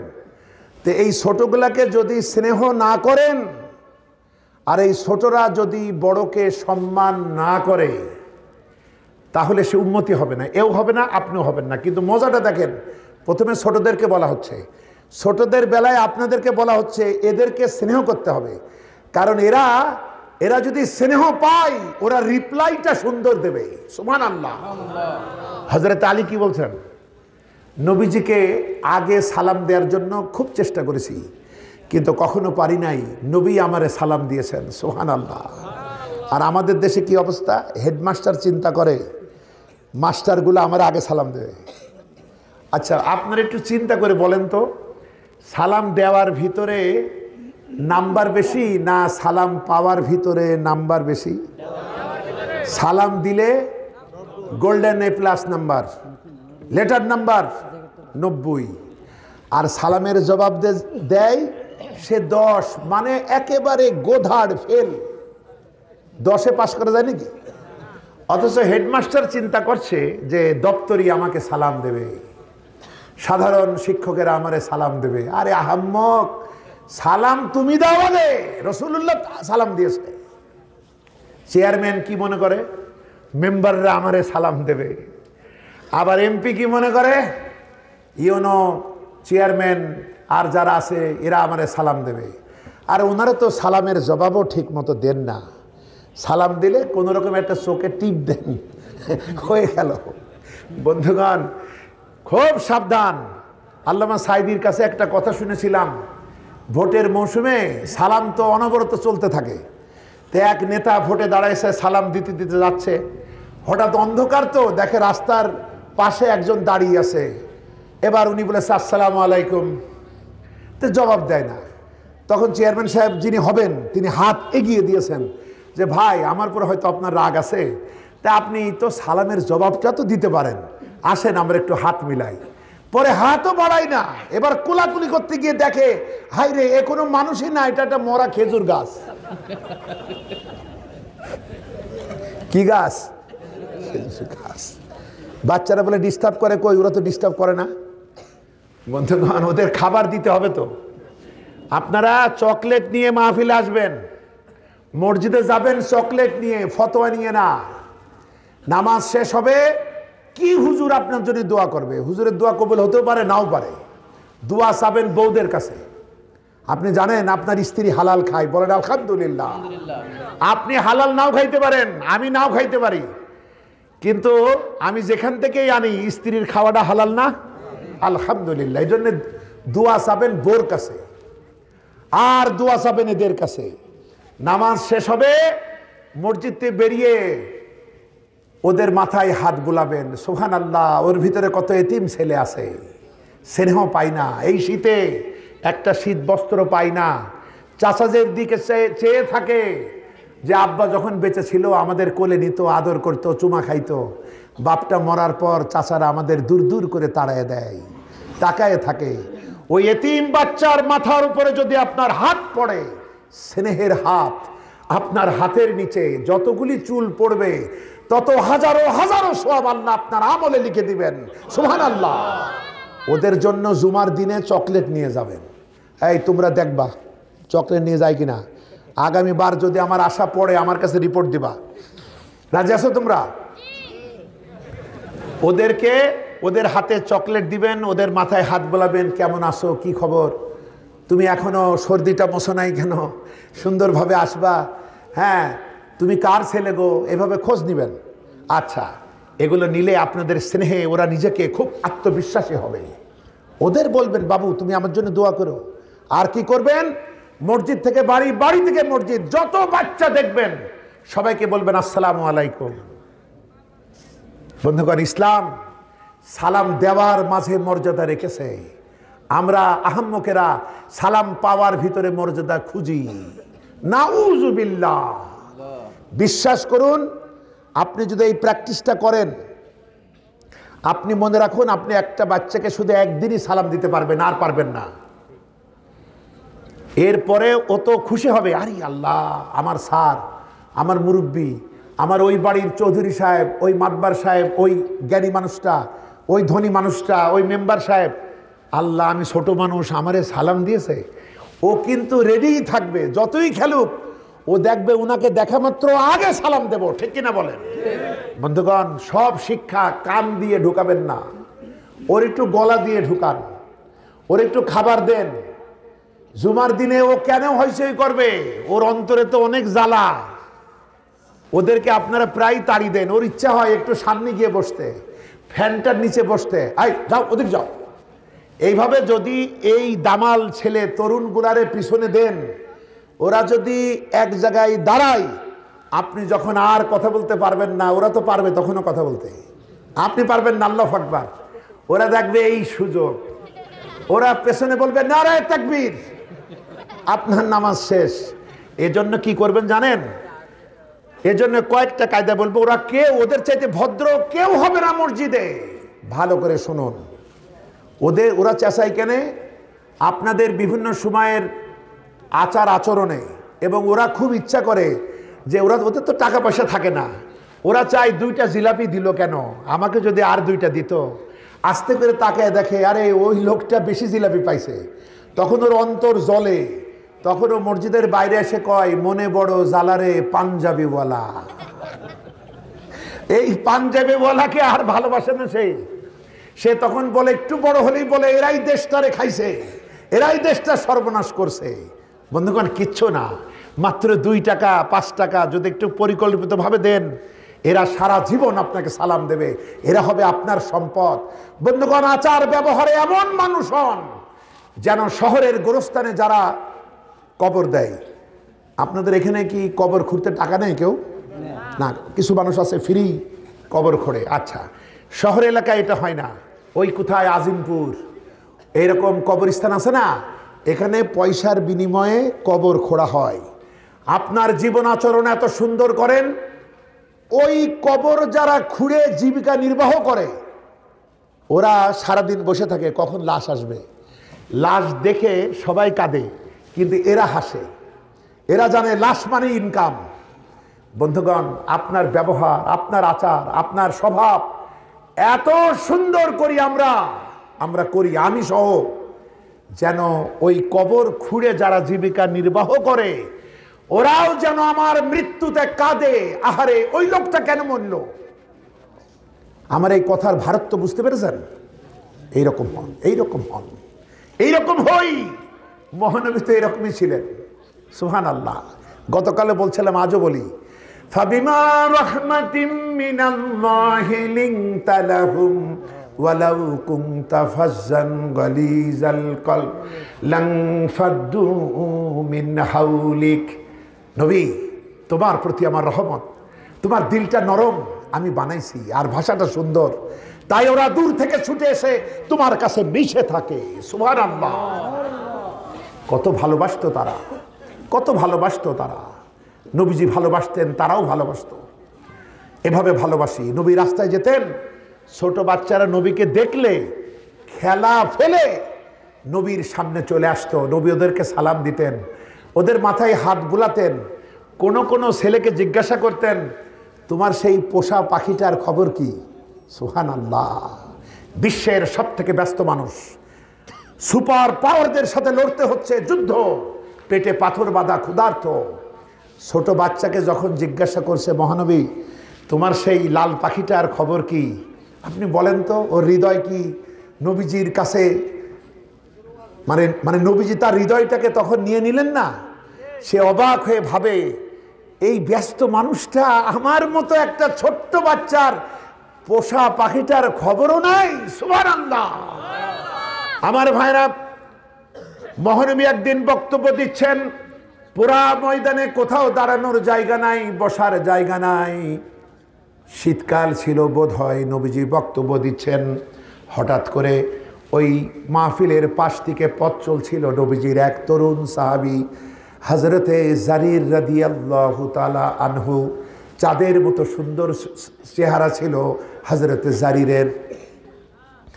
হযরতে জারিরের কানে যখন নবীজির কথা প্রবেশ করলো, জারির জবাব বন্ধ করে মাহফিলের কোনায় দাঁড়িয়ে আছে, মহানবীর মুখের কথা শুনছে অবাক হয়ে। বিশ্বনবী দেখলেন একটা তরুণ সাহাবী মাহফিলের কর্নারে দাঁড়িয়ে কথা শুনছে। বিশ্বনবী নিজের চাদরটা নিজের দেহ মোবারক থেকে খুলে নিয়ে হাতে ভাঁজ করে নিয়ে হযরতে জারিরের দিকে ছুড়ে দিলেন আর বললেন, জারির তুমি আমার এই চাদরের উপরে বসো। সুবহানাল্লাহ, আল্লাহু আকবার। কত বড় সম্মান! আমরা তো শুধু মুরব্বীদের সম্মান দেই। বন্ধুগণ, প্রতিটি ক্রিয়ার সমান ও বিপরীত প্রতিক্রিয়া আছে। আমরা যেহেতু বড়, শুরু আমাদের করতে হবে। ওদেরকে স্নেহ দিলে ওরা সম্মান আকারে আমাদের ফেরত দেবে, ঠিক কিনা? হযরতে জারির বলছে, হযরতে জারির, আপনি রাসূলুল্লাহর চাদর সাধারণ মনে করেন? হযরতে জিবরাইল বসতে সাহস পায় নাই। সুবহানাল্লাহ।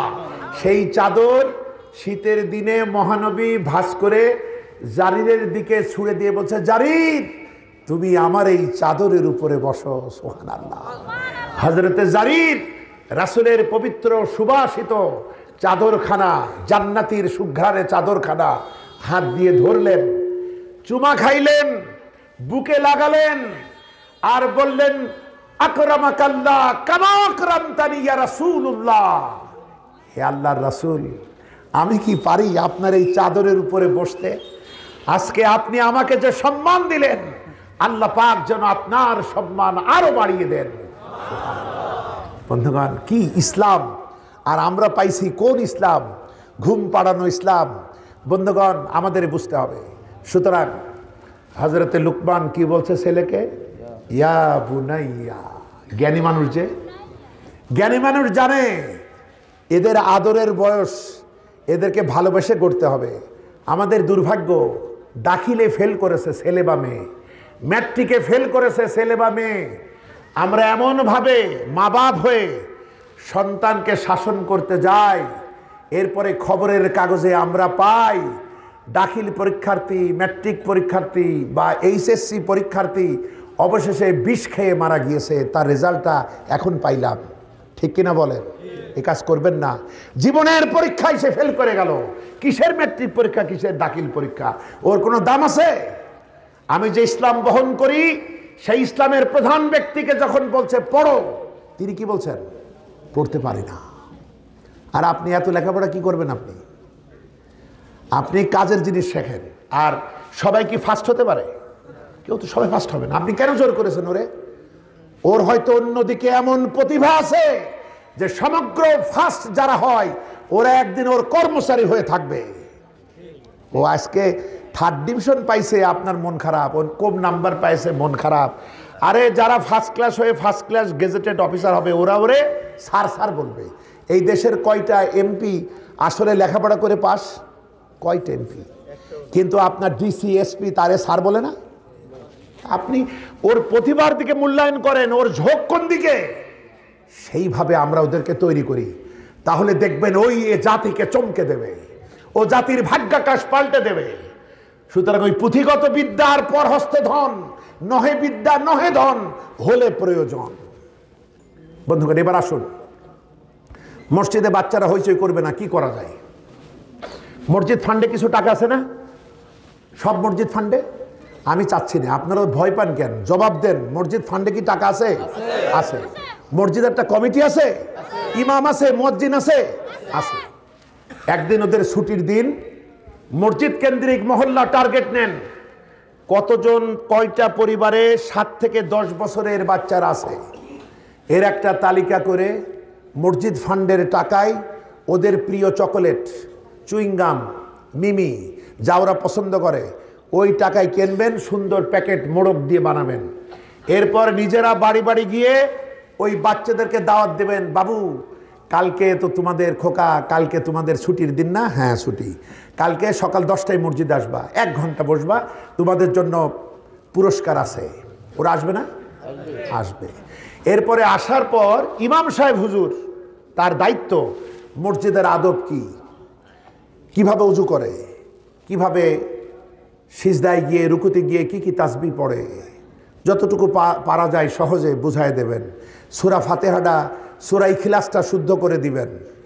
এইভাবে বলার পর বলবেন বাবারা এটা আল্লাহর ঘর, এখানে যতটুকু থাকো হইচই চেঁচামেচি করবা না। আল্লাহ তাহলে তোমাদের প্রতি রহম করবেন। ফেরেশতারা ঘিরে থাকে এই ঘর, তারা সব খুশি হবে, তোমার জন্য ভালো হবে। এই নাও তোমার পুরস্কার। এই বলে ওই যে চকোলেটের প্যাকেটটা ওর হাতে দেবেন। এবার আপনি গলা দিয়ে ঢুকলেন, বলেন ওই বাচ্চার হইচই করবে? তবে কিছু বাচ্চা আছে, কিছু বাচ্চা খুব সামান্য এমন আছে, কারণ কিছু রোগও এমন আছে শুধু মিষ্টি ওষুধে ভালো হয় না। তেতো ওষুধ লাগে, ইঞ্জেকশন লাগে, অপারেশন লাগে, এরকম কিছু অসুখ আছে না? কিছু কিছু বাচ্চা আছে যে বাচ্চাগুলো হয়তো এরপরও হইচই কিছুটা করবে, এদেরও একটা ট্রিটমেন্ট আছে। তাই বাচ্চারা, কিছু কিছু বাচ্চা মাত্রাতিরিক্ত দুষ্ট। সেটা আবার কেমন? বাদশাহ আকবরের দরবার, তার সভাসদ বীরবল উপস্থিত। হঠাৎ করেই বাদশাহ বলছে, বীরবল সময় মতো আসো নাই কেন? তোমার গর্দান যাবে। বীরবল চালাক না বোকা? চালাক। বীরবল বলছে, জাহাপনা আমি সময় মতোই আসছিলাম, কিন্তু আমার একটা বাচ্চা আছে এত দুষ্টু, ওকে ওর মা সামাল দিতে পারলো না, শেষে আমি সামাল দিতে গিয়ে আমার বেশ কিছু সময় শেষ হলো, যে যার কারণে দেরি হয়েছে, এবারের মতো আমারে মাফ করেন। বাদশাহ বলল, বীরবল মিথ্যা কথা বলার জায়গা পাও না, তুমি আমারে সামাল দাও আর বাচ্চা সামলাইতে পারো না। যে বলছে, জাহাপনা সত্যি আমার বাচ্চাটা বড্ড দুষ্টু। বলছে, কেমন দুষ্টু আমারে দেখাও। বলছে, এখন তো আর বাচ্চা আনা সম্ভব না, বাড়ি থেকে আবার গেলে আবার সময় নষ্ট, ওর চাইতে এক কাজ করি। বাদশাহ বলছে, কি কাজ? বলছে, আপনি আমার আব্বা হন আর আমি আপনার বাচ্চা হই, তাহলে আপনি বুঝতে পারবেন দুষ্টামি কত প্রকার ও কি কি। এইবার বোঝেন, বীরবল বাচ্চা আর বাদশাহ হয়েছে তার পিতা। কিছুক্ষণ পর বীরবল হইচই করে, চেঁচামেচি করে, লাফ দেয়, এটা টানে ওটা টানে। রাজা বলছে, এই ছেলে দুষ্টামি করো কেন? এবার বীরবল বেশি বাচ্চা বলছে, আব্বু আমাকে একটা হাড়ি কিনে দাও। এনারা হাড়ি বোঝে? আচ্ছা, একটা হাড়ি কিনে দাও। বাদশাহ তো একটা ইশারায় হাড়ি দিল। এবার হাড়ি পেয়ে এসে প্রচন্ড জোরে বাড়ি দেয়। তখন বাদশাহ বলছে, এই ছেলে তুই তো হাড়ি চাইলি দিলাম, আবার এত শব্দ কিসের? বীরবল বাচ্চা বলছে, আব্বা আমার একটা হাতি কিনে দাও। রাজার তো হাতি কিনে দিতেই পারে সহজে, হাতি আসেই। বলছে, আয় যাও ওই হাতির কাছে ওরে নিয়ে যাও। নিয়ে গেল, ও এখন হাতির মালিক। এবার বীরবল নামক বাচ্চাটা হাতির কানের কাছে গিয়ে ওই হাড়িটাই জোরে বাড়ি দিয়েছে। এবার হাতি তো হুড়মুড় করে একটা উঠেছে, মারাত্মক পরিস্থিতি। বাদশাহ তখন বলছে, আশ্চর্য বাচ্চা, তুই এত দুষ্টামি করিস কেন? বলছে, আব্বা আর করতাম না, আর একটা কিছু দাও। তো বলছে, কি সেটা? বলছে, এবার ওই হাতিটা আমার এই হাড়ির ভিতরে ঢুকায় দাও। বন্ধুগণ, এরকম বাচ্চা যাদের, তারা বাচ্চাকে পিছনে দিবেন না। তারা নামাজের যে কাতারেই দাঁড়ান, একটা সাইডে দাঁড়াবেন, বাচ্চাকে সাথে নিয়ে দাঁড়াবেন। বাচ্চা যখন দেখবে তার পিতা দাঁড়িয়ে আছে পাশে, তার মামা, তার চাচা অথবা তার শিক্ষক পাশে দাঁড়ানো, ওই বাচ্চা আর থকবক করবে না। ঠিক বললাম কি না? মেডিসিন হয়ে গেল আপনাদের বাচ্চাদের এবং আপনাদের। আপনারা তখন মন দিয়ে ইবাদত করবেন। বন্ধুগণ, বিশ্বাস করুন, পিতার লাশ সামনে নিয়ে সন্তান যদি দাঁড়িয়ে বলে আল্লাহু আকবার, কলিজা ফাটানো, কান্না চোখের অশ্রু হয়ে ঝরবে। এই নাকের অগ্রভাগে আসতে না আসতে আল্লাহ বুড়া বুড়িটাকে মাফ করে দিবেন। সুবহানাল্লাহ। আর ও তো দোয়া করবে আল্লাহর শেখানো ভাষায়, রব্বির হামহুমা কামা রব্বায়ানি সাগীরা। কত ভালো হইতো। বন্ধুগণ, আমরা যেন এদিকে খেয়াল করি। সুতরাং হযরতে লুকমান বড্ড ভালোবেসে বলছেন, ইয়া বুনাইয়া, ও আমার আব্বুজান। তো যখন এই ভালোবাসার ডাক দিলেন, বাচ্চার বুকটা বড় হলো, সে মনোযোগের কানটা বাপের দিকে নিয়েছে। এইবার পিতা হেদায়েত দিচ্ছেন। এবার যখন সে চরম মনোযোগ দিয়েছে ভালোবাসা পেয়ে, তখন এবার হেদায়েত দিচ্ছেন পিতা, আকিমিস সালাতা ওয়া আমুর বিল মারুফি ওয়ানহাউ আনিল মুনকার। নামাজ কায়েম করবা। কি কায়েম করবা? নামাজ। আসলে নামাজ না, কায়েম করতে হবে সলাত। কি কায়েম করবা? আমরা সলাতের চাইতে নামাজ বেশি চিনি। সলাতের চাইতে নামাজ বেশি চিনি না আমরা? আমরা সওমের চাইতে রোজা বেশি চিনি। ক্লাস 8-এর ইসলামিয়াত পরীক্ষায় প্রশ্ন এসেছে, সলাত নষ্ট হয় কিসে? ছেলে লিখেছে, অনেক আগে টমেটো আর শশা কেটে রাখলে সালাদ নষ্ট হয়। ও বোঝে নাই সলাত আর সালাদ কি। আচ্ছা, এখন হযরতে লুকমান ছেলেকে কি বলছে? সলাত কায়েম করবা। আর সলাত কেমনে কায়েম করে আমরাই কি বুঝি? আমাদের যদি ইমাম সাহেবের বলেন, হুজুর কই যান, তাড়াহুড়া করে বলছেন নামাজ পড়াতে যাই। হুজুর কি বলেন নামাজ কায়েম করাতে যাই? বলেন। আপনাকে যদি জিজ্ঞাসা করে আপনি কই যান, নামাজ পড়তে যাই, আমরা কি বলি কায়েম করতে যাই? বলি না। তো লুকমান ছেলেকে কি বলছে? সলাত কায়েম করবা। ছেলে তো জানে না কেমনে কায়েম করতে হয়। ছেলে পিতার দিকে তাকায় আছে। বুদ্ধিমান, জ্ঞানবান, দূরদর্শী পিতা বলছে কেমনে কায়েম করতে হয় শোনো, ওয়ামুর বিল মারুফি ওয়ানহাউ আনিল মুনকার। অর্থাৎ সলাত কায়েম করতে হলে দুটি কাজ করা লাগে। এবার কিন্তু তাফসীর মুখস্থ করা লাগবে। কয়টা কাম? দুইটা। কয়টা কাম পিছনের ভাইরা? সালাত কায়েম করতে হলে কয়টা কাম করতে হয়? যারা জবাব দেয় না তারা কয় আমরা তো সালাত পড়ি না, তা কিসের কায়েম? পড়বেন, আপনিও পড়বেন, আপনিও পড়বেন। পড়বেন না কেন? এই নিঃশ্বাসের বিশ্বাস আছে? পড়তে হবে। আল্লাহর সাথে কানেক্টেড হন।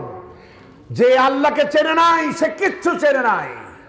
যে নিজের চাইতে অন্য কাউকে শত্রু মনে করে সে শত্রুকেও চেনে নাই, নিজেকেও চেনে নাই। আমি আমার বড় শত্রু। যখন আয়না দেখেন, যারে দেখেন আয়নার ভিতরে, ওরে বলবেন তুই আমার শত্রু। আমি যা হইতে চাইছিলাম তোর কারণেই হইতে পারি নাই। সুতরাং প্রতিদিন উন্নতি করতে হলে আয়নায় যারে দেখেন তার থেকে বড় হইতে হবে। আমার কথা বুঝেছেন? আচ্ছা, জবাব দিয়েন না। আমার কথা কি বুঝেছেন আপনারা? আচ্ছা, বলছে কি সলাত কায়েম করবা আর সৎ কাজের আদেশ করবা আর অসৎ কাজের নিষেধ করবা। আচ্ছা, একটা কাজ প্লাস সৎ কাজের আদেশ, হ্যাঁ প্লাস যোগ, আর একটা নিষেধ না, নেগেটিভ, মাইনাস, বিয়োগ। তার মানে কোনো কিছু কায়েম করতে হলে দুটি কাজ করা লাগে, একটা পজিটিভ আর একটা নেগেটিভ, একটা হ্যাঁ একটা না, একটা আদেশ আর একটা নিষেধ। আচ্ছা, এখানে ধরেন গাছ লাগাবেন, এখানে আপনি একটা গাছ কায়েম করবেন, তাহলে দুটি কাজ আপনার করা লাগবে, একটা যোগ একটা বিয়োগ। যোগ মানে গাছের গোড়ায় পানি দিতে হবে, সার দিতে হবে, দিতে হবে না, এটা যোগ। আর একটা হলো নিষেধ, না, অর্থাৎ গাছের চারিপাশে বেড়া দিতে হবে। এই বেড়ার মানে মনপুরার ছাগল গরুদেরকে বলে দেওয়া, মনপুরার ছাগল গরুরা এখানে গাছ লাগাইছি, খবরদার মুখ দিবি না, এইটা হলো নিষেধের বেড়া, ঠিক কিনা বলেন? আচ্ছা, ফল পাওয়া যায় আগে না পরে? ফল শেষে। আমরা যে নামাজ পড়ি, এইবার কায়েম করি, এই নামাজের ফলও শেষে। কি ফল? আসসালামু আলাইকুম ওয়া রাহমাতুল্লাহ, আসসালামু আলাইকুম ওয়া রাহমাতুল্লাহ, অর্থাৎ শান্তি। অর্থাৎ কি? অর্থাৎ নামাজ যদি কায়েম হয় তাহলে নামাজিদের পরিবারে শান্তি থাকবে, বলেন আলহামদুলিল্লাহ। নামাজ যদি কায়েম হয়, নামাজিরা যে সমাজে, যে দেশে, যে পৃথিবীতে বাস করে, সেখানে শান্তির ফলবেই। কিন্তু আমাদের কি ফলছে নাকি? কারণ আমরা নামাজ কায়েম করার জন্য যে দুটো কাজ জরুরি ওটা করি নাই। যার জন্য কি হচ্ছে দেখেন, এখানে গাছ লাগালাম, গাছের মালিক যদি মনে করে পানি ফ্রি, আমি পানি দেব, বেড়া দেব না, শুধু পানি দেয়, সার দেয়, মাটি দেয়, আর বেড়া দেয় না, তাহলে সুবিধাটা গাছের মালিকের না গরু ছাগলের? কারণ যতই গাছ বড় হবে, মনপুরার গরু ছাগলেরা গাছের পাতা মুড়ে খায়, জিব্বা পুষে বলবে আলহামদুলিল্লাহ, আর গাছের মালিক বলবে ইন্না লিল্লাহ, ঠিক না? আচ্ছা, এখন মজার দেখেন, তাহলে আপনি বুঝতে পারলেন বেড়া দেওয়া কত গুরুত্বপূর্ণ। এবার যদি মনে করেন দূর, এতদিন পানি দিয়ে সময় নষ্ট করছি, এখন আর পানি দেব না, এবার শুধু বেড়াই দেব, পানি দেবেন না, সারও দেবেন না, তাহলে গাছ কি বড় হবে? গাছ কি ফল ফুল দেবে? গাছ জাগাই শেষ, ইন্না লিল্লাহ। তাহলে গাছকে কায়েম করতে হলে দুটি কাজ লাগে, একটা যোগ আর একটা বিয়োগ, একটা হ্যাঁ একটা না, একটা আদেশ একটা নিষেধ। অনুরূপভাবে সালাত কায়েম করতে হলে দুটি জিনিস লাগে। লুকমান তার ছোট্ট বাচ্চাকে শেখাচ্ছে, জ্ঞানী মানুষ তো, আগেই বাচ্চার মানসিক প্রস্তুতির জন্য বুঝাই দিচ্ছে, আব্বু সালাত কায়েম করবা, আর সৎ কাজের আদেশ করবা, আর অসৎ কাজের নিষেধ করবা, আর কথা শেষ হয় নাই, আরেকটা আর আছে, কি? ওয়াসবির আলা মাসাবাক, বিপদ আপদ আসলে সবর করবা, শক্ত থাকবা, ধৈর্য ধরবা, অটল অবিচল থাকবা, ময়দান থেকে পালাবা না। আচ্ছা, ভালোই ভালোই নামাজ কায়েম করতে গেল, ভালো কথা বলছে, খারাপ কিছু করছে না, বিপদ আসবে কেন? এটা লুকমানের ছোট্ট বাচ্চাটা বুঝবে না এ পথে বিপদ কেমনে আসে। কিন্তু লুকমান তো জ্ঞানী ব্যক্তি, লুকমান দূরদর্শী ব্যক্তি, সে জানে আমার সন্তানকে আগে থেকেই যদি তার মানসিক প্রস্তুতি না এনে দেই, তাহলে যখন সে তরুণদেরকে মাদক সেবন করতে দেখবে, আর ও যদি সামনে যায় বলে ভাইরা এইসব খাইতে নেই, এইসব হারাম, তখন ওরা কি ওর গালে চুমা দেবে? বরং ওর উপরে আঘাত করবে। ও যখন দেখবে মেয়েরা স্কুল থেকে বাড়ি যায় আর কিছু কিছু বকেটেরা রাস্তায় দাঁড়িয়ে ইফটিজিং করে, তখন ও যদি বলে ভাইরা এই কাজ খারাপ, ওটা তো তোমার বোনের মতো, তখন কি ওরা ওরে ভালোবাসবে? তখন বাধা হয়ে দাঁড়াবে। তখন যদি মায়ের খায় আমার ছেলেটা, তাহলে ও এত কষ্ট পাবে, ও আর আল্লাহর পথে কাজ করবে না। এজন্য আগে থেকেই পিতা তাকে বলে দিচ্ছে, শোনো এই পথ আসলে রক্ত পিচ্ছিল পথ, তাই বলছে আব্বু সালাত কায়েম করবা, আর সৎ কাজের আদেশ দিবা, আর অসৎ কাজের নিষেধ করবা, আর বিপদ আপদ এলে সবর করবা, ইন্না যালিকা মিন আজমিল উমুর, এই কাজটা কোনো ভীরু কাপুরুষে পারে না, এটা বড্ড সাহসী লোকদের কাজ, বলেন আলহামদুলিল্লাহ। বন্ধুগণ, আমি তাফসিরের মধ্যভাগ অতিক্রম করে এই আপনার মেঘনা নদী পাড়ি দিয়ে মনপুরার কাছাকাছি চলে এসেছি। আপনারা একটু মন দিয়ে শুনবেন তো?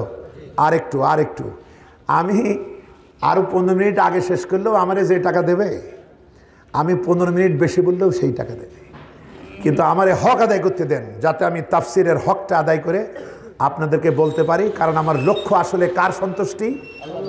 আপনারা বসে আছেন, আপনাদের লক্ষ্য কি? আল্লাহর সন্তুষ্টি, এটা যাতে কাজে লাগে, মনে রাখবেন। আচ্ছা, তাহলে আমরা কি বুঝলাম? নামাজ কায়েম আপনি একা হলেও করা লাগবে। লুকমানের কথা থেকে, লুকমান কয় ছেলেকে উপদেশ দিচ্ছিলেন? এক ছেলে। তার মানে তুমি বেটা একাও যদি হও, সলাৎ কায়েমই হবে তোমার সলাৎ পড়ার লক্ষ্য। তোমার লক্ষ্য থাকবে না, তুমি পড়তে তো হবেই, কিন্তু পড়ার লক্ষ্য কি? পড়ার লক্ষ্য জ্ঞান অর্জন, ভালো নেতা হওয়া, চাকরি করা, ব্যবসা করা, এগুলো তো লক্ষ্য। তো নামাজ তো পড়বাই, কিন্তু পড়ার লক্ষ্য হবে নামাজ কায়েম করা। আচ্ছা, একা হলেও করতে হবে, এটা 1 নম্বর ফরজ, যে একা হলেও তোমার ব্যক্তিগত ফরজ। এবার ছেলে বাপের উপদেশ মতো যখন দাওয়াতি কাজ করবে, চিরদিন কি এই ছেলেটা একা থাকবে, নাকি ওর বন্ধু বান্ধব আরো বাড়বে? বলেন বলেন, আরো বাড়বে। আমি তাফসীর সংক্ষেপ করছি, মন দিয়ে খেয়াল করুন। অর্থাৎ ও একা হবে না, ও যখন দাওয়াত দেবে আস্তে আস্তে ওর বন্ধু বাড়বে। একটা বল কতগুলো ছেলেকে এক জায়গায় করে? একটা বল অন্তত 11-22টা ছেলেকে এক জায়গায় করে কমসে কম। ও যখন চুপ করে না থাকে, ভালোর দিকে ডাকবে, ও বেশ কিছু ভালো বন্ধু পাবে। এবার ওরও বয়স বাড়ছে, ছেলে যখন বড় হয় তখন বাপ মা আর বেশি উপদেশ দেয় না। লুকমানের ছেলে এবার বড় হয়ে গিয়েছে, লুকমান আর কথা বলে না, এবার কথা বলে লুকমানের মালিক, ওই ছেলেরও মালিক আল্লাহ সুবহানাহু ওয়া তাআলা। এবার কি বলছে দেখুন, যখন লুকমানের ছেলে আস্তে আস্তে 20টা 30টা 50টা ছেলে এক জায়গায় হয়ে গিয়েছে, এবার আল্লাহ কি বলছেন? সূরা আলে ইমরান, কোরআনে কারীমের 3 নম্বর সূরা, আয়াতে কারিমা 104, ওয়ালতাকুম মিনকুম উম্মাতুন ইয়াদউনা ইলাল খায়র ইয়ামুরুনা বিল মারুফি ওয়া ইয়ানহাউনা আনিল মুনকার। তোমরা এবার দলবদ্ধ হও, ও ছেলেরা বিচ্ছিন্ন থাইকো না, এবার তোমরা ঐক্যবদ্ধ হও, একসাথে জুটি বাঁধো, সংঘবদ্ধ হও। তোমাদের ভিতরে অবশ্যই একটা সংগঠন থাকবে যাদের কাজ কি? ওই একই কাজ, ইয়ামুরুনা বিল মারুফি ওয়া ইয়ানহাউনা আনিল মুনকার। ওই সৎ কাজের আদেশ দিবা, অন্যায় থেকে মানবতাকে ফিরাবা। বলেন আলহামদুলিল্লাহ। তাহলে সলাৎ কায়েম একা হয়েও করতে হলো, আবার একসাথে হয়েও করতে হলো। এবার বলেন, একা একা কাজ করলে যে রেজাল্ট আসে, সবাই মিলে একসাথে কাজ করলে রেজাল্টটা আরো বেশি আসে না? দেখেন মজাটা কি, এই মনপুরা এলাকার এই ইউনিয়ন বা উপজেলায় আজকে আমরা যদি সিদ্ধান্ত নিয়ে সৎ কাজের আদেশ সম্মিলিতভাবে করা শুরু করি, আস্তে আস্তে যে সমাজে ভালোর দিকে মানবতাকে ডাকা হয়, সেই সমাজে ভালো বাড়তে থাকে। বলেন আলহামদুলিল্লাহ। আর খারাপ কমতে থাকে, খারাপ কমতে থাকে। আচ্ছা, যদি আপনি এই জায়গা ঝাড়ু দেন তাহলে পরিষ্কার হবে না? নোংরা সরে যাবে। আচ্ছা, এবার আসেন, এই ছেলেগুলা যখন দলবদ্ধভাবে এই উপজেলায় এই ইউনিয়নে কাজ করবে, দলবদ্ধভাবে আস্তে আস্তে ভালোর সংখ্যা বাড়তে বাড়তে খারাপের চাইতে ভালো বেড়ে যাবে। সামনে নিরপেক্ষ নির্বাচন। সামনে কি নির্বাচন? আগের মতো হবে না, আমি বলেন ইনশাআল্লাহ। সামনে নিরপেক্ষ নির্বাচন এই সংস্কারের পর। এবার বলেন, ভালো লোক যখন বেশি হবে, নিরপেক্ষ নির্বাচনে ক্ষমতায় যাবে কারা? ভালো লোক না খারাপ লোক? ভালো লোক। দেখেন কিভাবে দাওয়াতে দ্বীন এক অনিবার্য মিশন।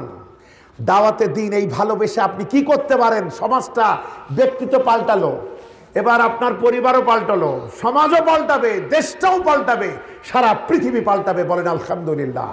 এবার দেখেন, ক্ষমতায় গেল ভালো লোকেরা। আচ্ছা, কি কাজ করে? সৎ কাজের আদেশ, অসৎ কাজের নিষেধ করে। এবার ক্ষমতায় আসার পর আর কি এই কাজ করবে না? আর কি এই কাজ করবে না? এবার দায়িত্ব বেড়েছে, কর্তব্যও বেড়েছে।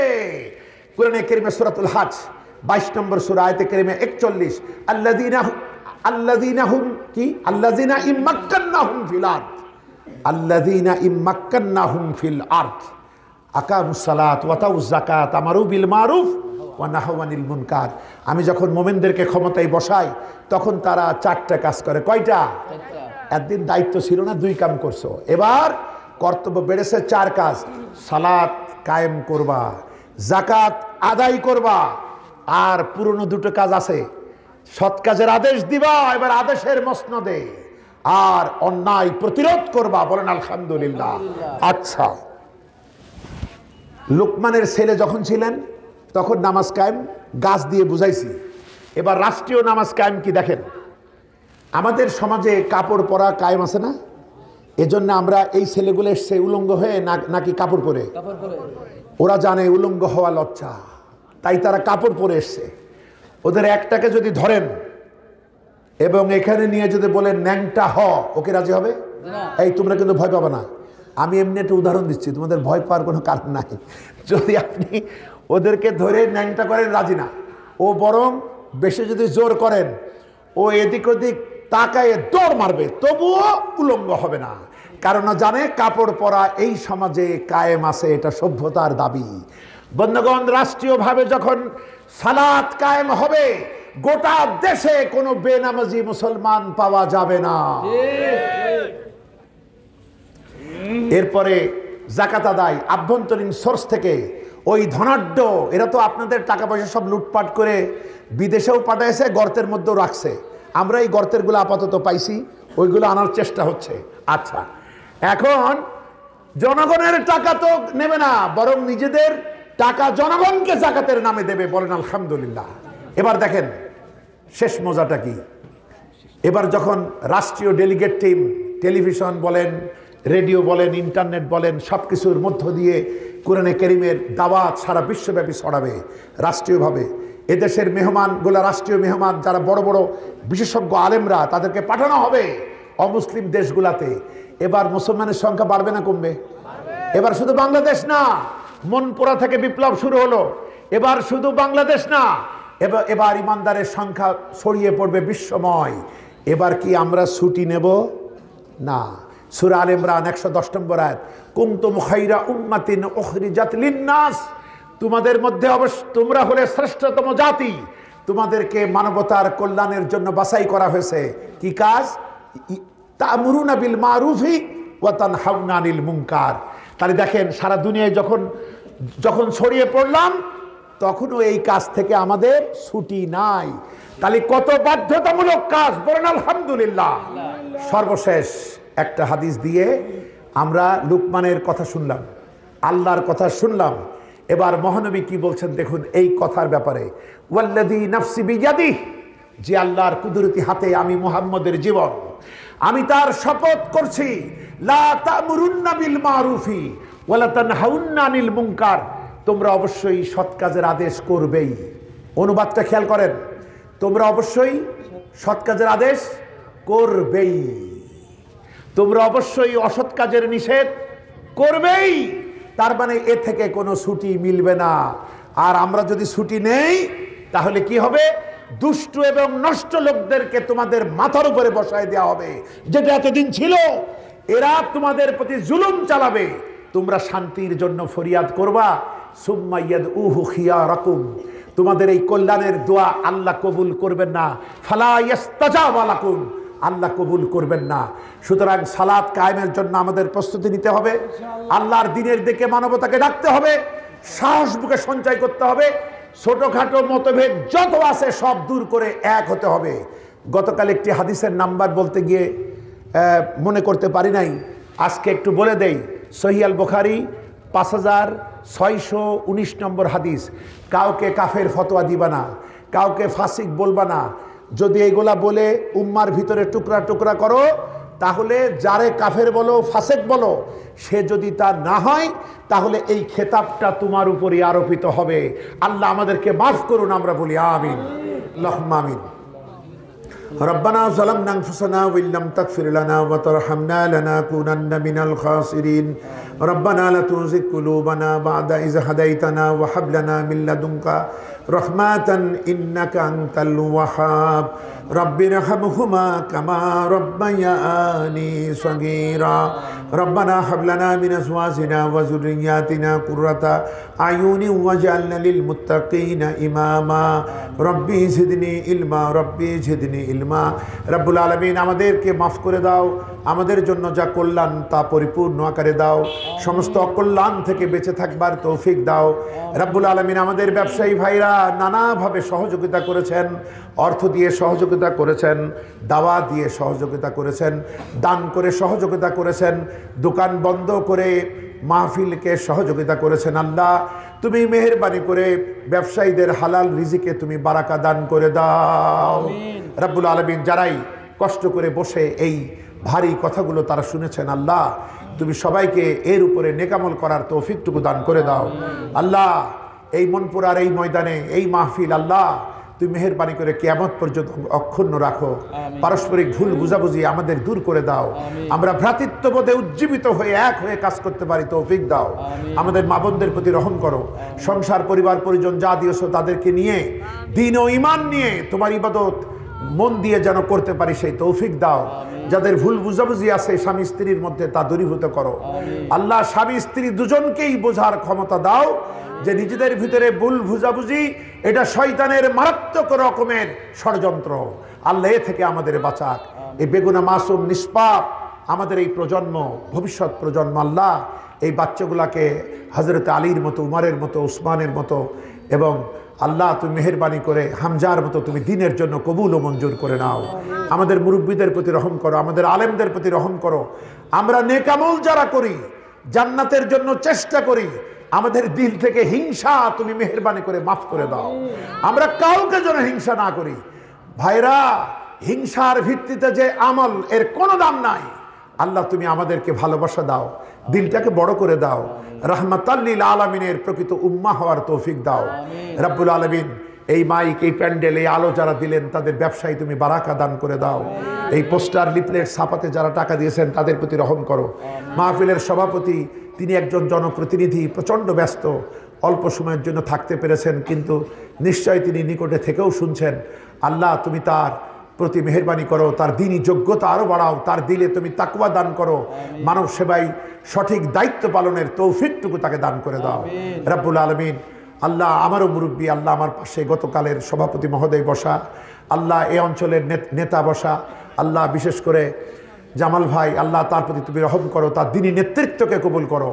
আল্লাহ আমার বামে বসা আমার মুরব্বী, আল্লাহ তার কাকে সুস্থতা দান করো, আল্লাহ তাকে মেহেরবানি করো, তার আমলগুলি কবুল ও মঞ্জুর করো।